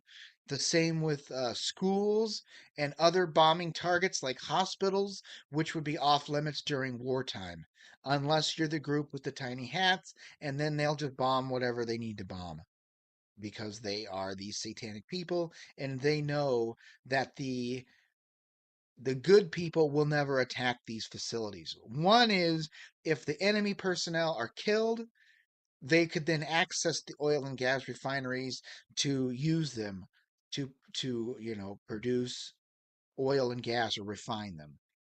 And then, after the Second World War, all countries or all future NATO countries would have known a Third World War would be probable. Because of this, the infrastructure was expanded, knowing the threat of supposed nuclear or atomic weapons, and dams also would be created during this time period, said to hide access points. And this is why underwater and water treatment facilities and dams kind of correspond with the oil and gas refineries is you have to identify what was built after World War II and what was created by these Operation Paperclip people. Building dams would have been ways of hiding underground facilities. No one would expect that a massive town or city was under a dam, and that's one of the reasons they do this is they're too vast and there's too many access points, so they build a dam there to flood them all and no one would ever discover them, basically. So, dams constructed during this Operation Paperclip period are said to hide bases, hidden military outposts, where eventually those who constructed these bases would die. The secrets would be kept until the war would break out, and no one would ever understand what was secretly under there. And dams would also ensure clean water to all the inhabitants below. Also, hydroelectric power could be generated if there was a type of EMP attack or something. They could then use the water pressure to turn turbines for hydroelectric power. And you see this throughout Ukraine with the oil and gas refineries and the connection to underground facilities and the harvesting of the adrenochrome. So it's very interesting. We think they're just processing crude oil, but they could be processing multiple things in these facilities underground using the cover story of oil and gas refineries and the ventilation. Think of it kind of like in the Breaking Bad show, how he's making the meth under the laundromat, and the ventilation of the laundromat is used to conceal the operations of the meth operation. So expand on that at a government level, and that's most likely what's going on under these oil and gas refineries. And the water treatment facilities and the dams also may hide uh, they could hide old world settlements. They can hide uh, access points and underground facilities, as well as the hydroelectric power can power these underground bases if there is some kind of cataclysm where the power is wiped out. They would know this water would always be collected in this area, which can be then used to turn hydroelectric power.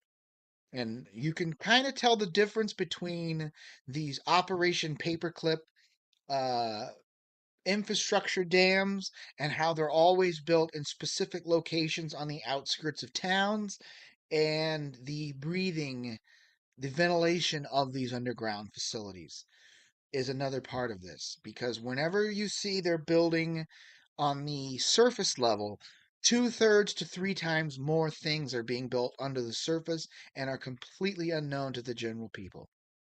Now, super mega structures are rumored to exist in this Three Gorges Dam in China, and that is said to be a large reptilian lizard people type of base under the ground, super deep. And this is why there's all this talk of the Three Gorges Dam being exploded and blown up. But most likely, these massive dams are a cover story. If you had the ability to pull the energy power the buildings were powered by the electricity in the atmosphere. Generating hydroelectric power is a total scam. And this also includes like the Hoover Dam. All these facilities, there's something with the holding back of water and what the water contains. Does the water contain memory? There's lots of components to this if you've heard these theories, but there's something about the slowing down or speeding up of time by keeping the water and holding it back. So that it's kind of on a side note, but there is something to this and these Three Gorges Dam and what might be underneath these superstructures and things like that. So then moving on, there's also said to be a super deep underground military base under the Golden Gate Bridge, and that also connects to the Alcatraz Island, which could have been an old world mega building. It could have been one of these old world trees that's cut down, and that's why they go into these old world fossilized trees, you could think, and they build out bases within the root systems and stuff. I'll get into that a little bit more in a minute, but there is rumored to be a massive ET base under the Golden Gate Bridge, which also connects to the Presidio, which is a military outpost with underground facilities, and the Alcatraz Island facilities. It's a lot of the same way how the Getty connects to the Playboy Mansion and Disney and this underground city of lizard people. The San Francisco was one of these old world cities which was completely abandoned and then repopulated. So as you're repopulating, you would have known to keep certain facilities uh, hidden. And also, there would be access points to where multiple loads of prisoners could be coming in, taken into these underground cities, and harvested. And no one would ever know what was secretly going on in this prison if it's an island and it's heavily secured and fortified. So moving on, under schools and or colleges, under schools and college campuses. School campuses would be a place where certain students can be taken and moved into bases to harvest them for adrenochrome, install them into secret sex trafficking and blackmail programs, moving them into secretive military programs, or moving them into secret society type of operations. Now, by checking the DNA of a particular child, they could be moved into a military program or secret societies or harvested for adrenochrome, depending on their family unit. Usually, the principals and the staff are all connected to Freemasonry. They're connected to being Jewish and synagogues and stuff like that. And these are major markers to identify where these sex trafficking and kidnapping rings are being operated from. There's always a Freemason, a Masonic connection to these college campuses where the chief of police is a Mason, the fire chief is a Mason, the hospital board of directors are all Jewish and Freemasons. The principals and the older staff are all Freemasons and stuff, and it's all a connection. And all these people get paid off with annual payments to either look the other way or to find people to move into these underground facilities. If the CPS is aware that these children have no family units, they can be made to be disappeared, knowing that no one's going to ask any questions. And this may also lead to recruitment into the MyLab operations due to certain connections to star seeds or for other reasons like that. So these are all these old world college campuses and these private schools and prep schools and trade schools and all these kind of old world operations where you can see the Antiquitech towers and all this kind of old world technology built into these buildings, but they have massive under facilities. When you understand the mud flood, if you remove the surface level of mud flood, it connects to a much larger facility underground, and that always connects to these underground pneumatic transport systems, old world subway lines, these old world sewer systems, and things like that. It all connects over and over again. When you understand the bricks, you understand the architecture, and you understand the time period that these buildings were supposedly renovated or constructed. They weren't built in the 1870s, they were renovated and reopened, creating the cover story that they built them, but they existed long before these resets took place. And it's always brick architecture, it's always mud flood windows, it's always Antiquitech and atmospheric collecting devices on the roofs.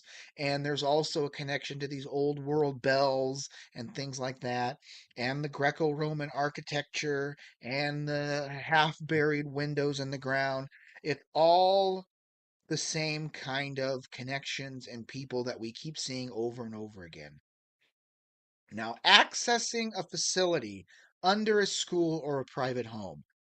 This gets into how they hide secrets in plain sight. And they hide this stuff out in the open because no one would ever assume this is under their town or their city or whatever it may be. So, usually, accessing these underground complexes have multiple points of entrances and exits.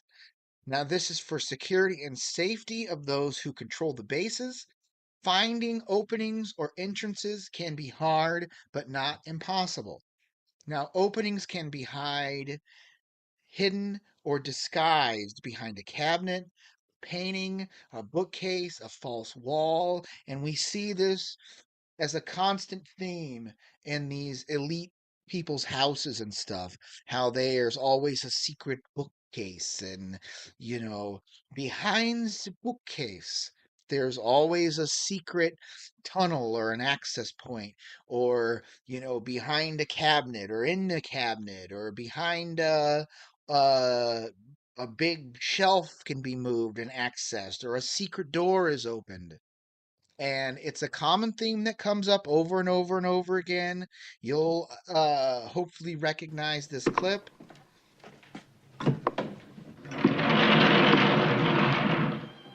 Oh, look, Doctor.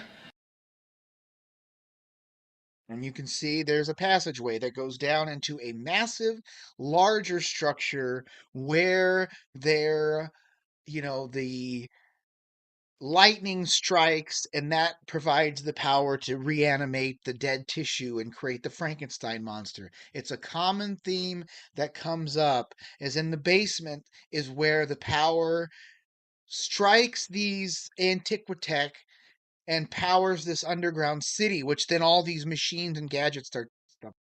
So it's a common theme of behind the bookcase, how the bookcase is open and there's a secret room, there's a secret access point, and things like that, as you can see and locate. Pretty interesting when these common themes keep popping over again. So another point to operate or understand if there's one of these facilities under your town is, does your town have multiple cemeteries, a massive cemetery, golf courses, and or parks? Now, this could be children's parks, or this can be like a massive recreational park. That is how they hide access to these underground facilities, and they can disguise the coming and going of certain craft, I guess. So, cemeteries and golf courses and parks, these areas would be used because of the lack of visitors during nighttime hours. Disappearances could be discounted as animal predation. So if people are going missing in an area, they automatically assume they were kidnapped, or animals got them. A wild bear or something got them.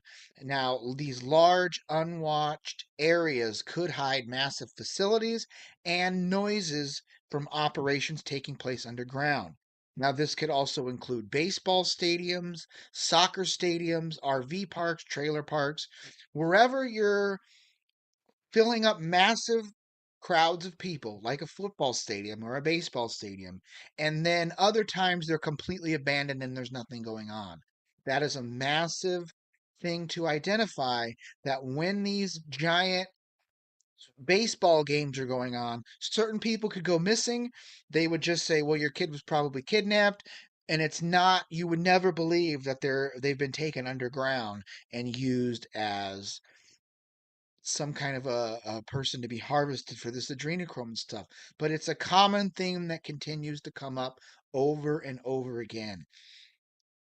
And these golf courses, you would know that no one's going to be golfing at nighttime. There's no lights. So if there were ET craft coming and going, flying into the ground with some kind of phased energy force field, the matter energy type of transportation, where they are going in and out of upper and lower dimensions, they could go into the ground and access these underground facilities, and no one would ever be there at night, so you would never notice.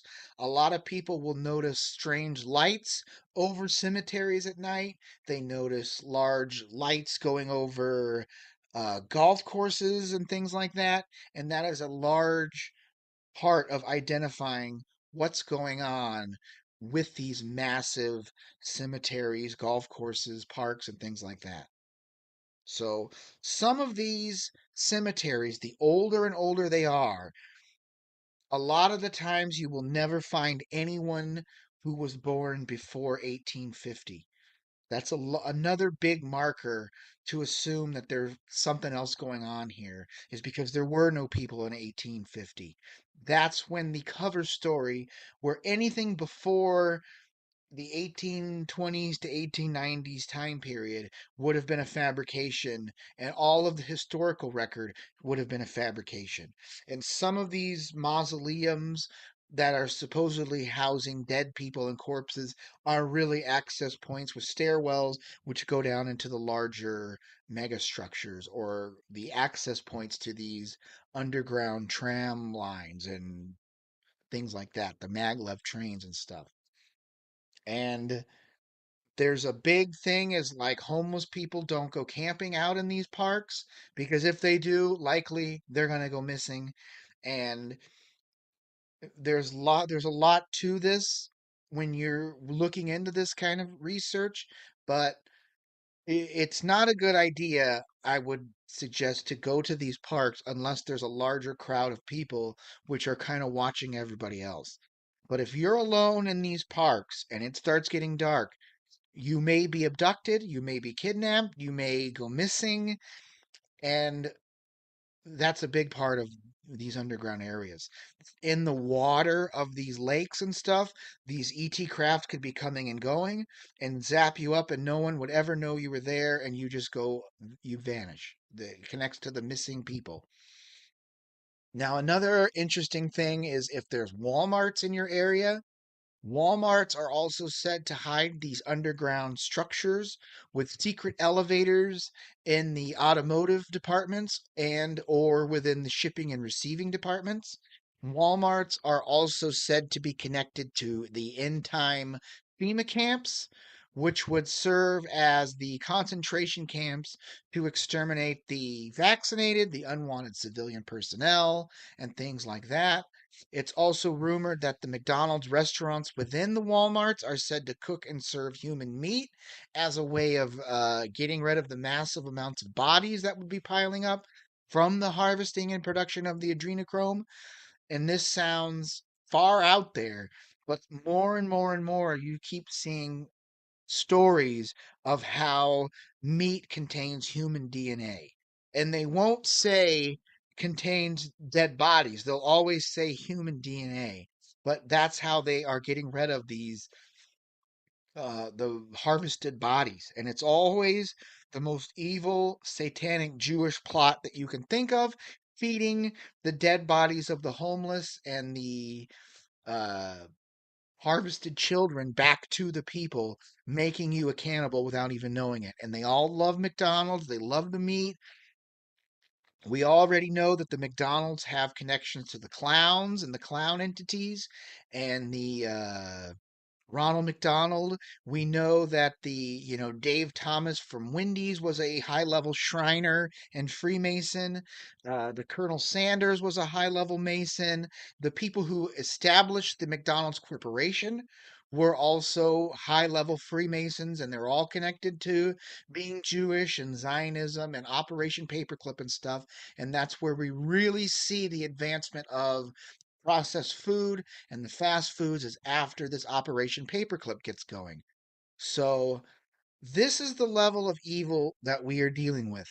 They feed society their own children, titling it as meat or branding it as meat, naming the product that they are trademarking real beef. So they can say our Taco Bell tacos contain real beef. Well, but that is a product title. And that's how they get away with mixing in human DNA and beef and pork, and they just mix all this together in order to hide that you are consuming this real beef when it is of human origins.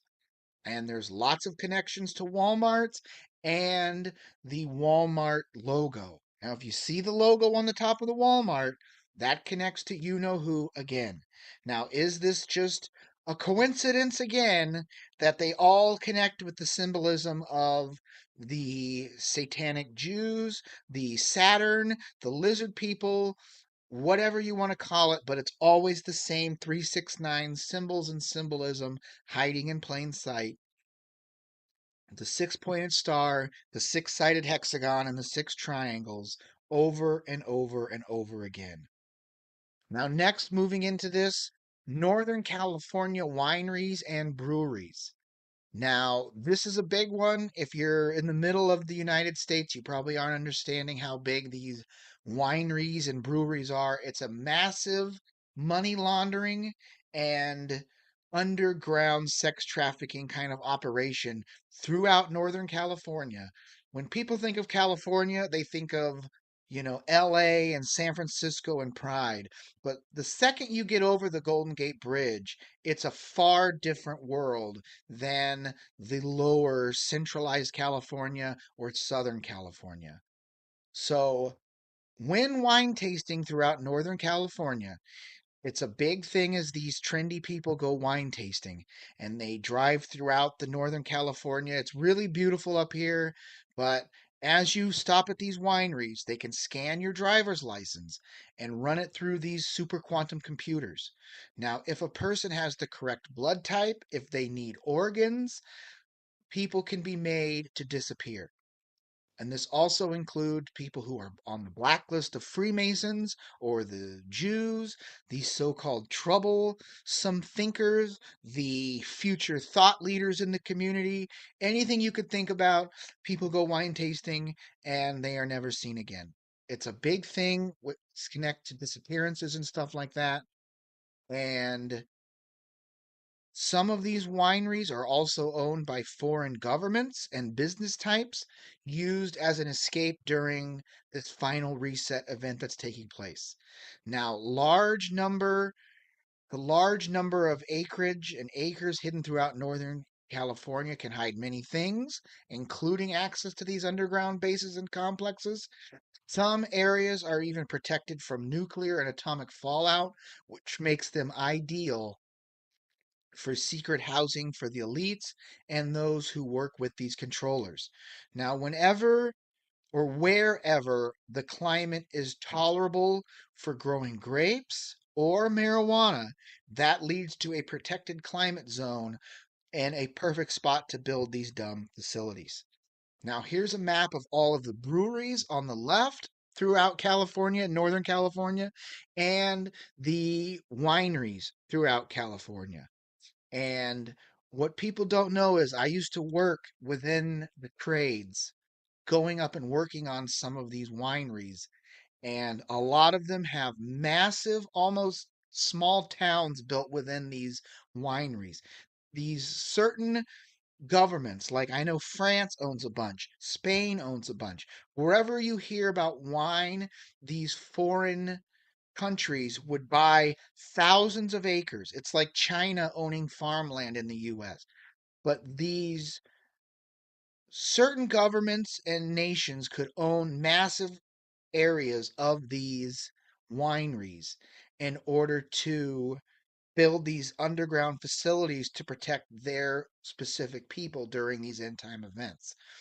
And If you are from an area that has the four seasons, and you can see the leaves changing, that leads to a protective climate zone, which is going to be, if there is radiation, they are blown out and cleaned out by the changing of the seasons. So you would have to go underground for 6 months to a year maybe, and then by the time you get out, the radiation would be gone because it would settle in more desert type areas, if that kind of makes sense. But when you look into these wineries and you look into how big these facilities are and how few people there are working there are lots of connections that can be made. They all have, going back to, they have these secret small towns on the premises of these wineries with like small apartment complexes that they use to house the workers, supposedly.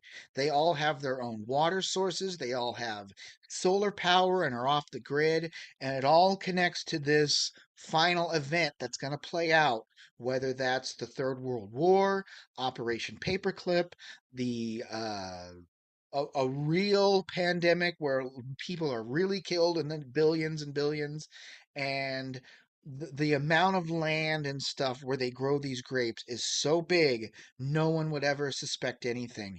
But doing trade work in these areas, you will drive out hours and hours. You'll drive for 2 hours into the middle of nowhere. You'll turn down some uh dirt road in the middle of nowhere and come to this massive mega mansion and super facility in the middle of nowhere with no real access points to, it's not like you're driving down a nice paved road. And that leads to you access them from underground, and there's like an underground area is how you access these. So you could get on an underground train in Los Angeles and then go to your underground winery, which is a mega facility which no one really understands or will acknowledge. And it's super beautiful out there. It's like the number one place you would want to go.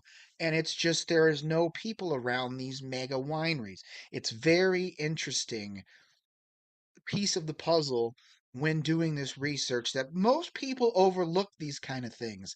But because if you live in this area, it is such a big part of everything else, is these wineries and how big these wineries are, how big the complexes are, how big the uh processing areas are to process this wine and make this wine out of these grapes. It's a very interesting thing that people overlook. So, next, moving on, national parks. Massive national parks may hide many secrets. They may have underground bases, super structures. They may also connect to settlements, cities, or towns of the old world, where there was a town in these national park areas that was then covered by mud during this mud flood event, and you're only going to be able to access the upper buildings within the mountains that are sticking out of the dirt. And a lot of this connects to mining operations of the old world and things like that. So the mystery has been uncovered by missing 411 research about the amount of people and children which go missing within these parks should be examined very closely. And if you're not aware of this missing 411, it is another giant rabbit hole and piece of this puzzle which you have to look into. And you could research this missing 411 stuff for hours. And you could type in David Politis, he's the missing 411 guy who really uncovered all this. But it is so bizarre, the connections between the missing 411 phenomenon and these national parks, which can't go unnoticed or unlooked at. So old world facilities under national parks may exist, and along with creatures or entities which may exist within these national parks, under the ground, in the water. I've made a whole video on the demonic entities, aliens, extraterrestrials, which connects a lot to the entities and sightings seen within these national parks. That could be like the Bigfoot or skinwalkers or the terror birds or whatever. There's lots of things going on in these national parks, and they're so big and vast. There is no people walking around in these national parks when you have to hike 2 and 3 days in to a national park. You're never going to see the types of things that are reported. And there's lots of sounds of screaming in these national parks that have been documented. You could type in uh, they want to claim there's Sasquatches that are screaming and mating in there or whatever. We don't know, but there is a large connection to that. So, moving into how big these national parks might be, the granite type mountains and boulder fields where these people go missing may connect to access points and things like that. And you would never know if there was a cave system that was operated and used by these ETs or demonic entities to grab people and harvest them. So this is this map of these clusters of missing people, and it also connects to the underground base map, which is very interesting, where these underground bases are located, and this missing 411 cluster map. And there are, I believe, two videos on this missing 411. One is The Hunted, and it talks about how hunters and armed people and things like that go missing in these forests, and missing 411, the UFO connection. And it's very bizarre to look into this missing 411 stuff. It will give you chills, and it's very bizarre.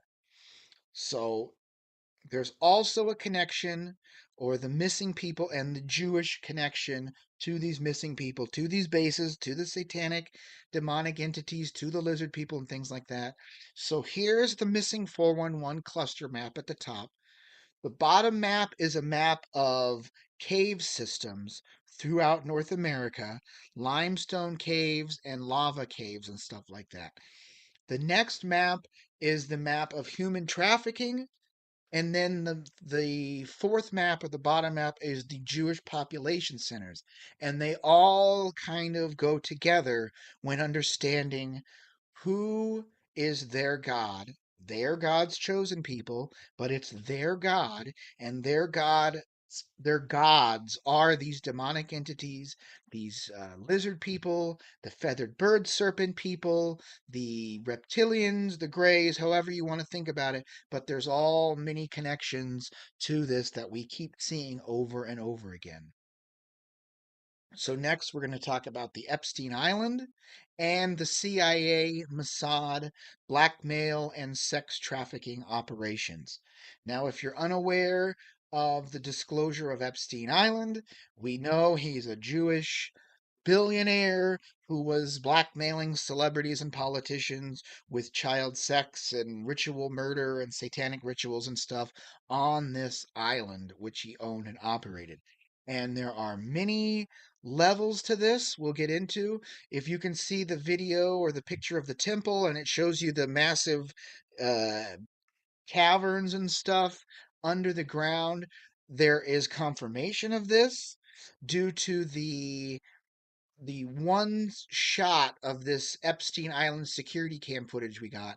And if you can see where the stars are, those are staircases which lead down.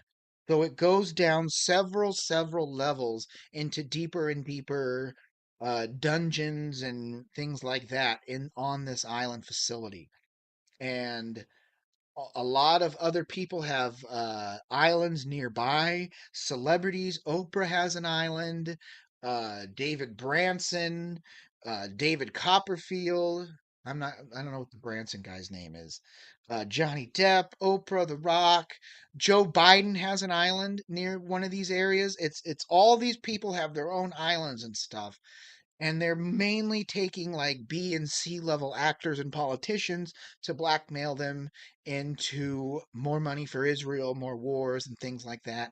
And that's why every single politician, they love Israel, they love the Ukraine, they're waving the Ukrainian flags on the House floor. They give standing ovations to Zelensky and standing ovations to Benjamin Netanyahu, and they're all Jewish, and they all are running these child kidnapping, sex trafficking, and adrenochrome operations. And there's multiple levels and things going on these islands. And it's very, very interesting. This is what's going on everywhere, but this is the only structure or mega structure that's been disclosed. Because the other ones have been disclosed in the past, people don't believe it, so they look the other way and act like it's not happening. But here you can see the connection between the symbolism of Epstein Island, the symbolism of Disney, the symbolism of the blue and white, which connects to the Israel flag that was created after Operation Paperclip in 1949 when Israel was found. That's when all this other stuff started getting going. And then you can kind of see the connection to the pedophile symbolism of the boy lover and things like that. It's all the same kind of people and rituals and stuff like that. So, Epstein Island to Disneyland to the Playboy Mansion. We already kind of covered this earlier, but here are the blueprints to the Playboy Mansion. And as you can see, there are tunnels and staircases which lead to tunnels which connect to other celebrities' houses and things like that. So this is the Hefner residence. This is the Warren Beatty residence. But all these Beverly Hills houses have underground access points. And this is why these houses are 40, $60 million, is because they have connections to these underground facilities where if they can't find another Jewish person to buy this house, or if they're not, a lot of these celebrities are just given these houses to live in as part of the you sell your soul for fortune and fame. You're given these houses, you're given these cars, you're given this jewelry to play a part, and that's a large part of it. But if they're a person not brought into the fraternity of these satanic clubs and stuff, they'll seal off the tunnels, they'll board it up, and you'll never know that they're there. So here you can see they're accessing and digging up these tunnels. Are they digging them up to access them? Were they sealed off and now they're trying to reopen them up to see where they go? Or are they covering everything up? It's hard to know, but there are tunnels which lead throughout Los Angeles, Beverly Hills, under Washington, D.C., under everywhere. There's always a wealthy part of town or the wealthy parts of the city where the mega mansions are, and that's where they all have access and they all connect. Remember this earlier, the Getty Museum connects to Playboy Mansion and Disneyland and the airports and the underground city of Reptilian. It all just kind of comes back into play, and you notice it and you can understand kind of the bigger picture here. So the outer perimeter of these dumb facilities is where you would find the gated communities and the wealthy parts of town.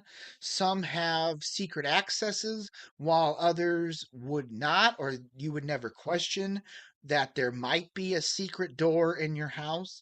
And that's why they are constantly finding secret rooms and secret Masonic lodges in these hotels and stuff like that. It's all kind of part of the larger deception. Now, this would include houses that surround the golf courses, houses that surround or are near cemeteries, would be ways to make bodies disappear, and would also guarantee no visitors at nighttime.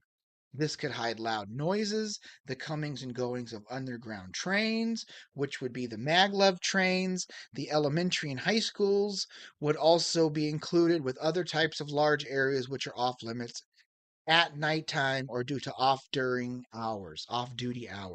Another reason is to hide the evidence of UFO craft and sightings of abductions, which could be the lights in the sky or physical manifestations, which would be concealed in the nighttime hours.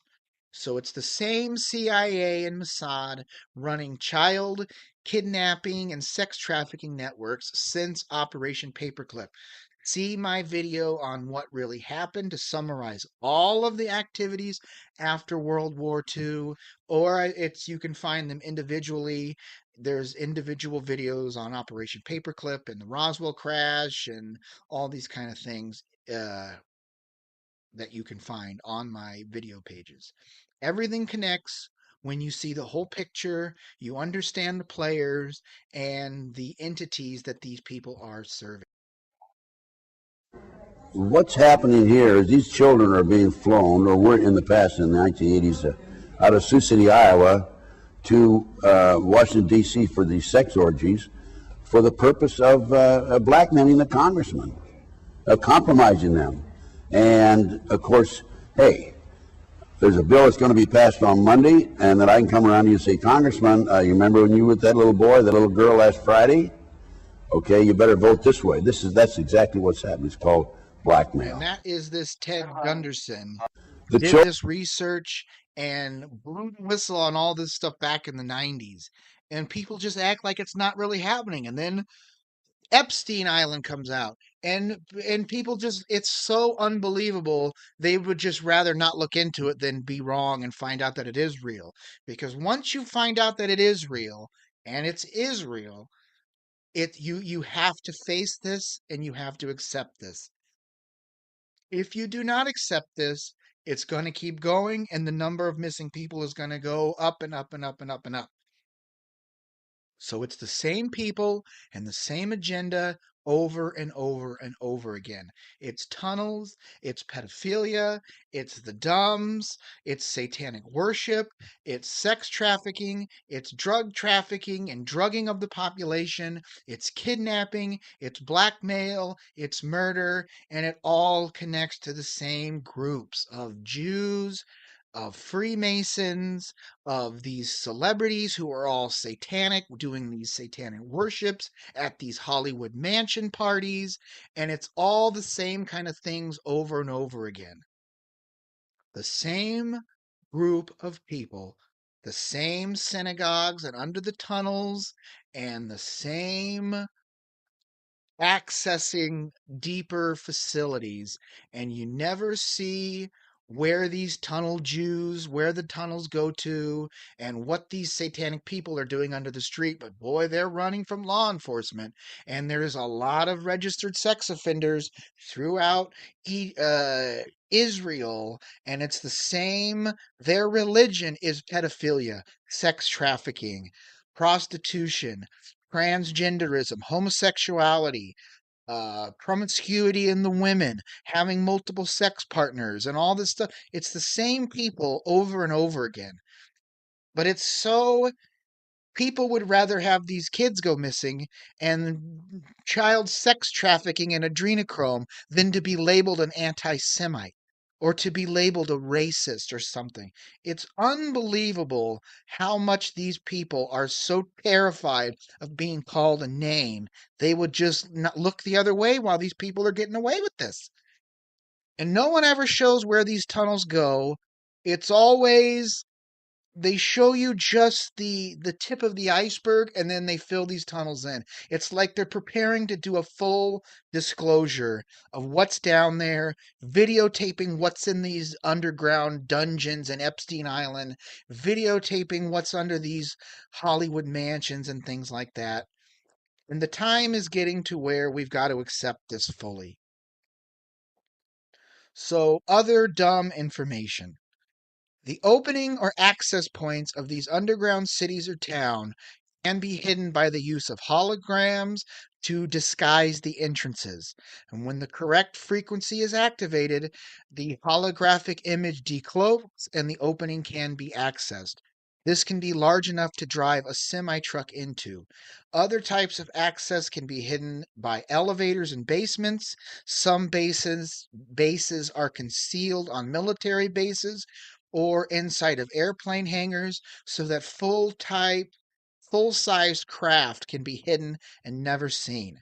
But when in the lowest levels of the complex, a secret heavy door is opened, or a bookcase may hide a stairwell that leads to unknown elevators which go deeper and deeper and deeper and lead to these hidden bases, bunkers, and black sites. No one ever believing that these things are under their towns or cities, an entire world hidden under the feet of the general public. A truck drives in, a truck could drive in Mexico and come out in another state even. And it's so vast, these facilities, that it's just mind blowing. And the NPC type general public people who all got their vaccines and did whatever the TV said, if the TV says this is all a conspiracy theory and it's not real, then we waste our time looking into it. But as we're seeing from these pictures and the more evidence, this is a reality that we have to face. Otherwise, we're going to be herded into these Walmart FEMA camps and exterminated. And then you're going to be turned into food and fed to the other people in the FEMA camps until the population is so down and weak that they can repopulate again. It's really disturbing. Now, this is driving through one of these underground facilities, and this is just a level 1 type facility. They want to come up with the cover story is they built all this underground that you can drive these giant semi trucks into. I mean, these look like little toy trucks in comparison to the size of these operations. And then you ask, what are you doing with these things? Oh, it's a Kraft owns a lot of this, and they're storing cheese products in here, and it's a cheese storage area. As if that makes any sense at all. That they're just using this to hide, they're storing dairy products down there or something because it's cool. This is the very tip of the iceberg when understanding these underground structures, how much money it must take to maintain and upkeep these bases, how much the electricity would cost to put all these massive lights in here, and they just go in multiple directions everywhere. And wherever you see these giant columns, imagine there is a column in the center underground where the road is, and the bases just keep going down and are stacked like a Jenga tower or a house of cards, where it just goes and goes and goes until you get into these massive 7 cubic mile structures. And the deeper you go, the bigger they seem to get. Now, if you've seen my video on the old world and the fall of the old world, we've pretty much found and have conclusive evidence and proof that there were giants that lived in this old world. And these would have been 17 to 20 foot tall giants of this old world. Then, the farther back you get, the people get bigger and bigger and bigger. So, if you are aware of the ideas of there were massive miles tall trees they cut down, and once the trees are cut down, the oxygen levels are lowered and the people get smaller and smaller and smaller. So if there is a firmament above us, the more trees and the bigger the trees, the more air pressure. You could think of it like a balloon blowing up. So you cut the trees down, the oxygen level lowers, and the balloon kind of shrinks, or the firmament shrinks. And this is how they got rid of these miles tall Titan people and these Titan giants and stuff. Now, everyone, you could be thinking, well, that's impossible if we live on a small spinning ball flying through space at 66,600 miles per hour on a 66.6 degrees tilt, discovered in the year 1666 and all this stuff. It's all 666 satanic stuff to brainwash you and mind and control you into discovering how big our Earth might actually be. And it could be thousands of times bigger than they're telling us, with hidden land and all this stuff. And if they're not telling you about this, and they're not telling you about the vaccines and all. I mean, everything they're telling you is a deception to hide the massive truth that is what they're covering up about the old world, the mud flood, the buildings, and all this stuff that they've been hiding from us. When we understand all of these continued points of study in this great awakening process, we can see the truth play out in a much bigger way, and we're aware of the possibilities of more and more and more.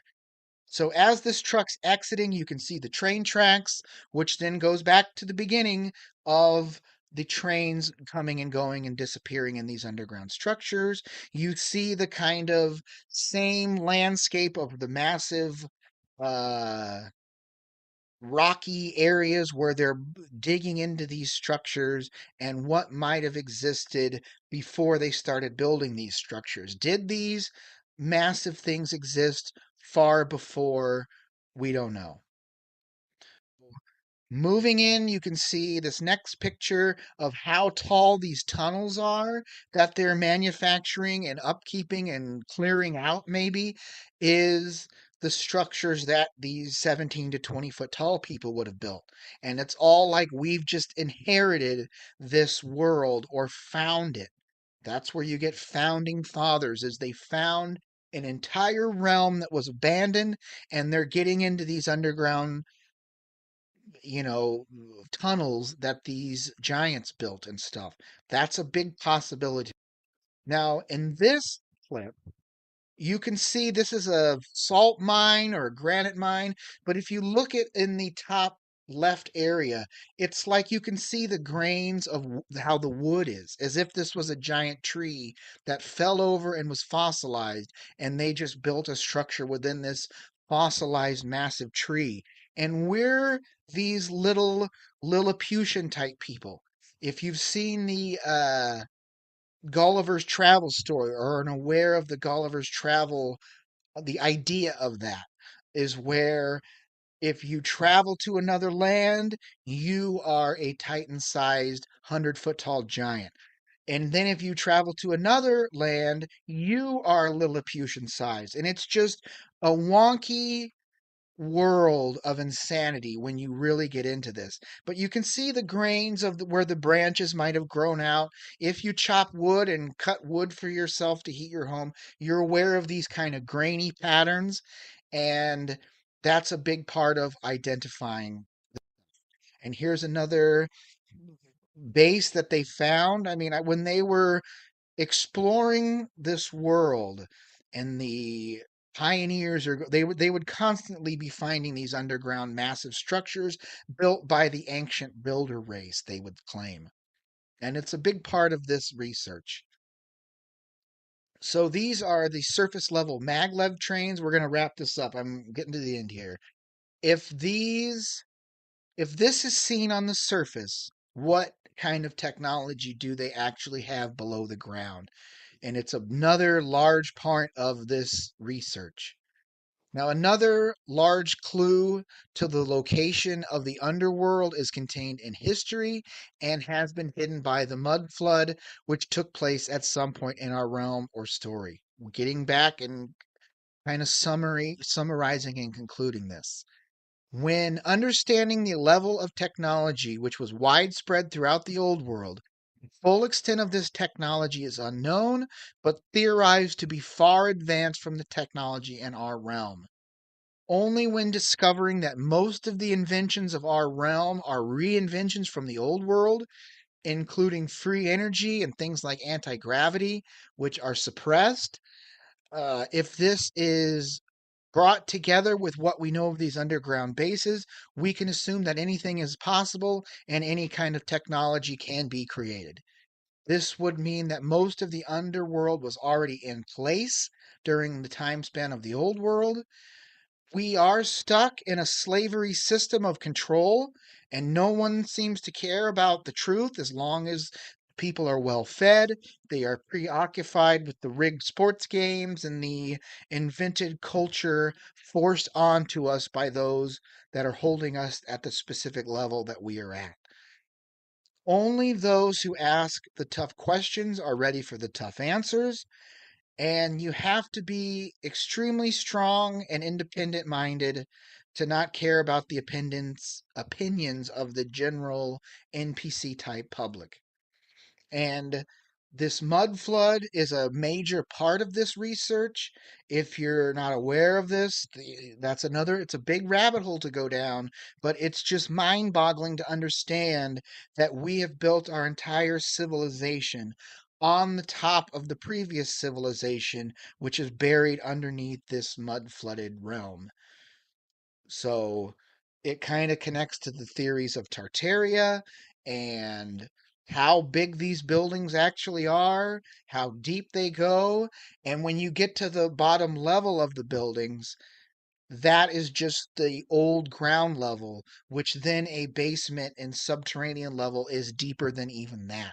So there's much to this. Now, the final kind of base I want to talk about are the extraterrestrial bases, including of off-world bases, super deep facilities, which are hundreds of miles deep, possibly, out of realm bases or bases on the other side of the ice wall, or the breakaway civilizations or hidden colonies like New Schwabenland and things like that, under ocean bases, or possibly moving bases or vessels, which could be like a moon base or something like that, if you want to think about it like that.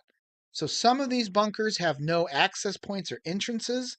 They require a secret key that is contained within the DNA of a specific genetic group or person.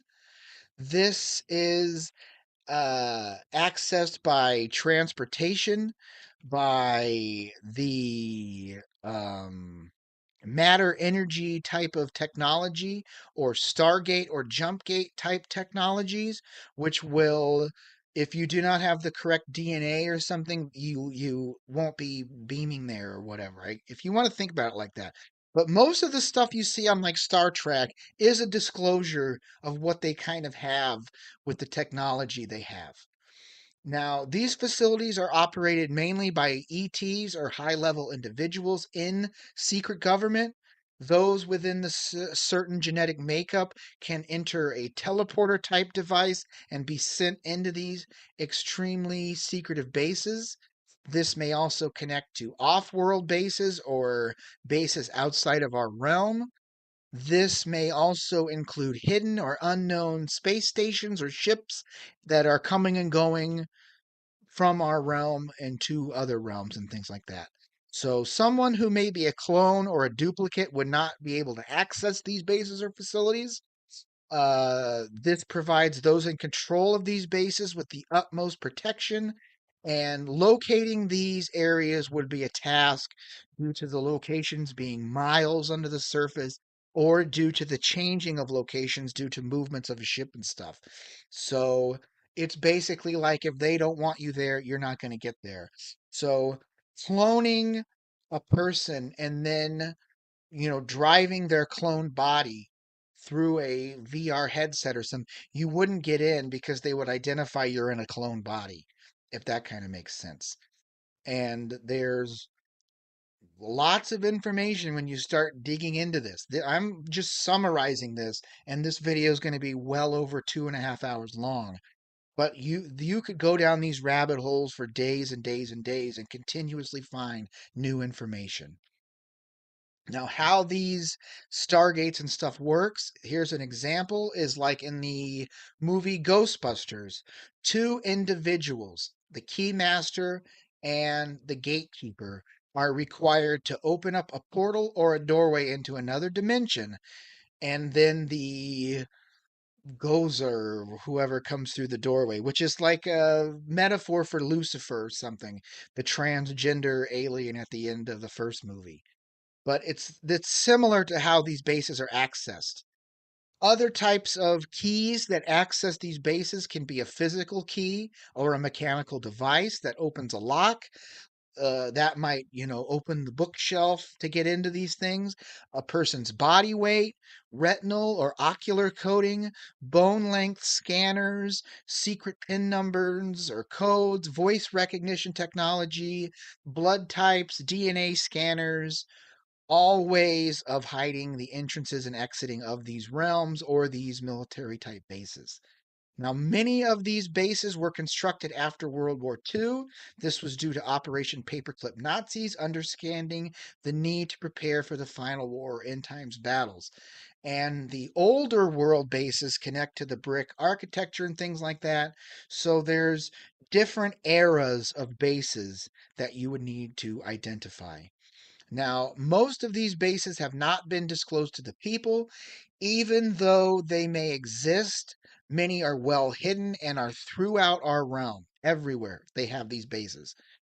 Only those known by both sides of this great awakening would be the disclosure of a base and what is being conducted within them. So, bases like the Cheyenne Mountain Complex or the Dulce Base, these are most likely neutral bases like the Area 51 because they're used as a staging area from hidden lands to our lands and things like that.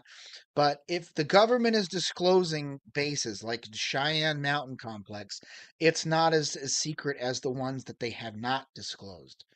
And these bases are known as the White Hat and Black Hats, which are kept only secret from the general public, but both sides are accessing these bases, possibly.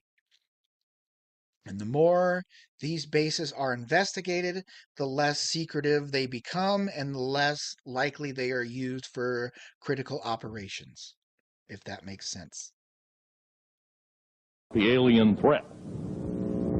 There's a war underneath there, and I'm talking dead serious. It's been going on since that time. Since late August of 1979, our military, the Russian military, basically the militaries of the world, have been in constant conflict with the outer space alien. The small gray, the large gray, the reptilians, the whole thing. There are 11 distinct races of aliens. I'm going to casually mention to you something that's very scary indeed, and tell you what the alien agenda is. And it's going to sound very familiar. The alien agenda is the complete takeover of this planet, the killing off of 5/6 to 7/8 of the world's population by the year 2029. U.S. military has known about this for 45 years. They've told no one. As far as I know, I'm the only person standing before a crowd talking about the alien agenda secretively. Alien agenda, you can just change that to the Jewish agenda, the Zionist agenda, the New World Order agenda. This is what we're dealing with. And when they say outer space aliens, inner space is our realm, and outer space is the space outside of our realm. And this is what Space Force is basically setting up on the outer edge of the ice wall, which is Antarctica. And they are the ones who are monitoring and patrolling this now. And they are trying to eliminate the NASA aspect to this. Another way to look at it is there is no plan. Space Force is the one who is going to facilitate our destruction and end. I mean, it's kind of whatever you want to believe, but it seems like there is some sort of plan in place that's trying to stop this. So, summary and conclusion of deep underground bases. Understanding that these massive underground bases are real and exist and are financed by the taxpayers of the world. After construction, the taxpayers or general public are not allowed to know what they are used for or what is going on. By looking at the data collected by the USGS earthquakes at the 3 kilometer depth, 5 kilometer, 7 and 10 kilometer depths have been starting since 2016 and are still happening in 2023, 2024. This can be explained in two ways. First, that the domes are being expanded and enhanced. The second is that they are being destroyed and collapsed. Either way, something is happening and has been documented realm wide below our feet. And evidence of this is being hidden. Disclosure of these facts is being slowly rolled out into the mainstream and into the collective consciousness of all people. In the 1800s, underground bases were mainly caves and caverns, which were widened by explosives. Then these were used for war preparation and storage of supplies and artifacts and munitions and things like that. Understanding that this mud flood and the fact that our realm was covered up by a world wide or realm wide event that took place. Those in control of the narrative hide this fact and have deleted it from history. Once this is accepted, we can assume that a wide ranging civilization is still hidden beneath the ground level of our world. The construction of these underground bases would connect to the old world basements and structures which were covered during the mud flood event. The use of tunnels and old world tunnels of the old world, along with the subway systems which were forgotten, aid the controllers and connect to the underground bases.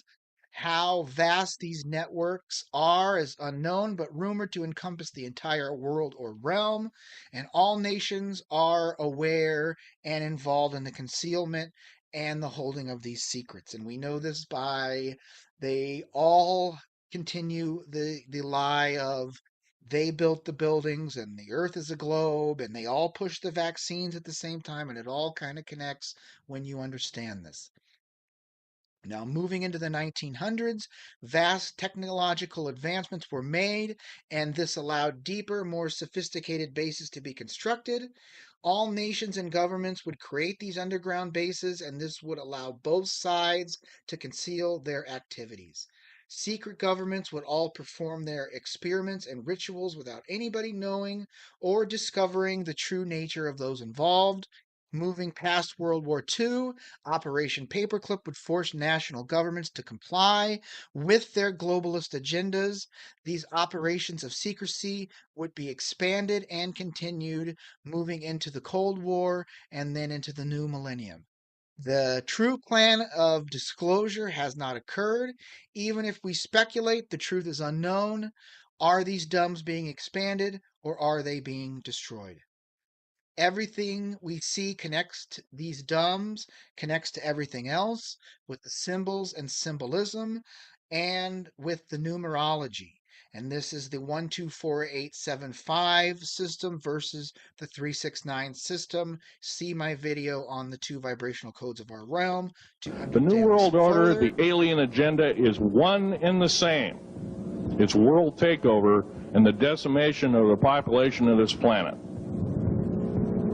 Now, I'm going to tell you something a little bit different about the alien species. The bad news ones, there are 9 races of alien populations that look at a human being as a bag of food.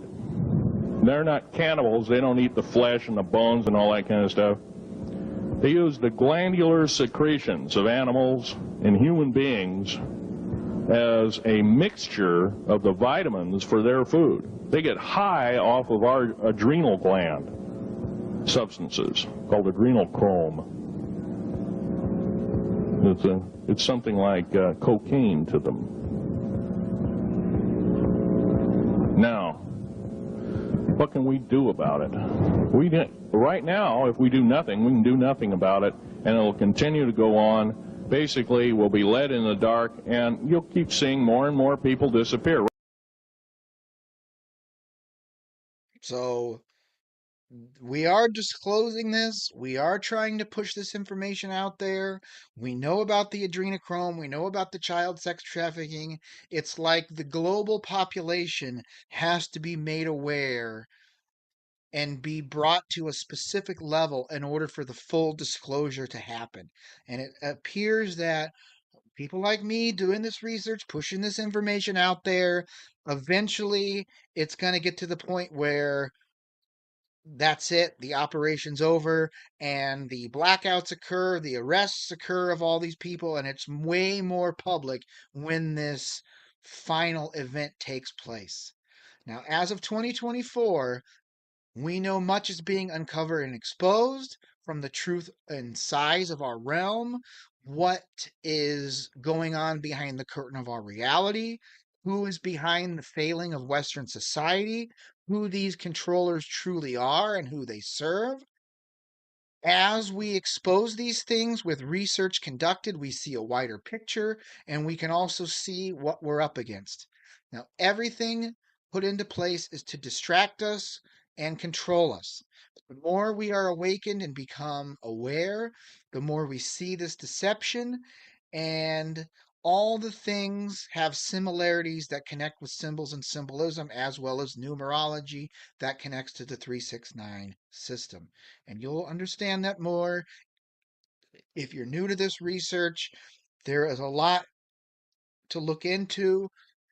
But it's very fascinating to understand that we have to relearn everything. But when you're learning the truth, it's a lot more gratifying than learning lies. So please watch some of my previous videos, The Old World and the Fall of the Old World, what really happened, talking about the events after World War II, National Zionism, and how we are controlled by these Nazis, which are National Zionists, the QAnon and the Great Awakening, and the 5G Project Bluebeam zombie activation videos. Lots of information. I have spent hours and hours, years and years researching, putting all this information together to try to help fellow people understand this and kind of find their way in this world that is not what we've been told and we've been lied to so much. And this is how we slowly correct it and get on the path of truth. Also, see my video on the demonic entities, aliens, and extraterrestrials, which will also help to understand and identify these creatures that are worshipped by these elites.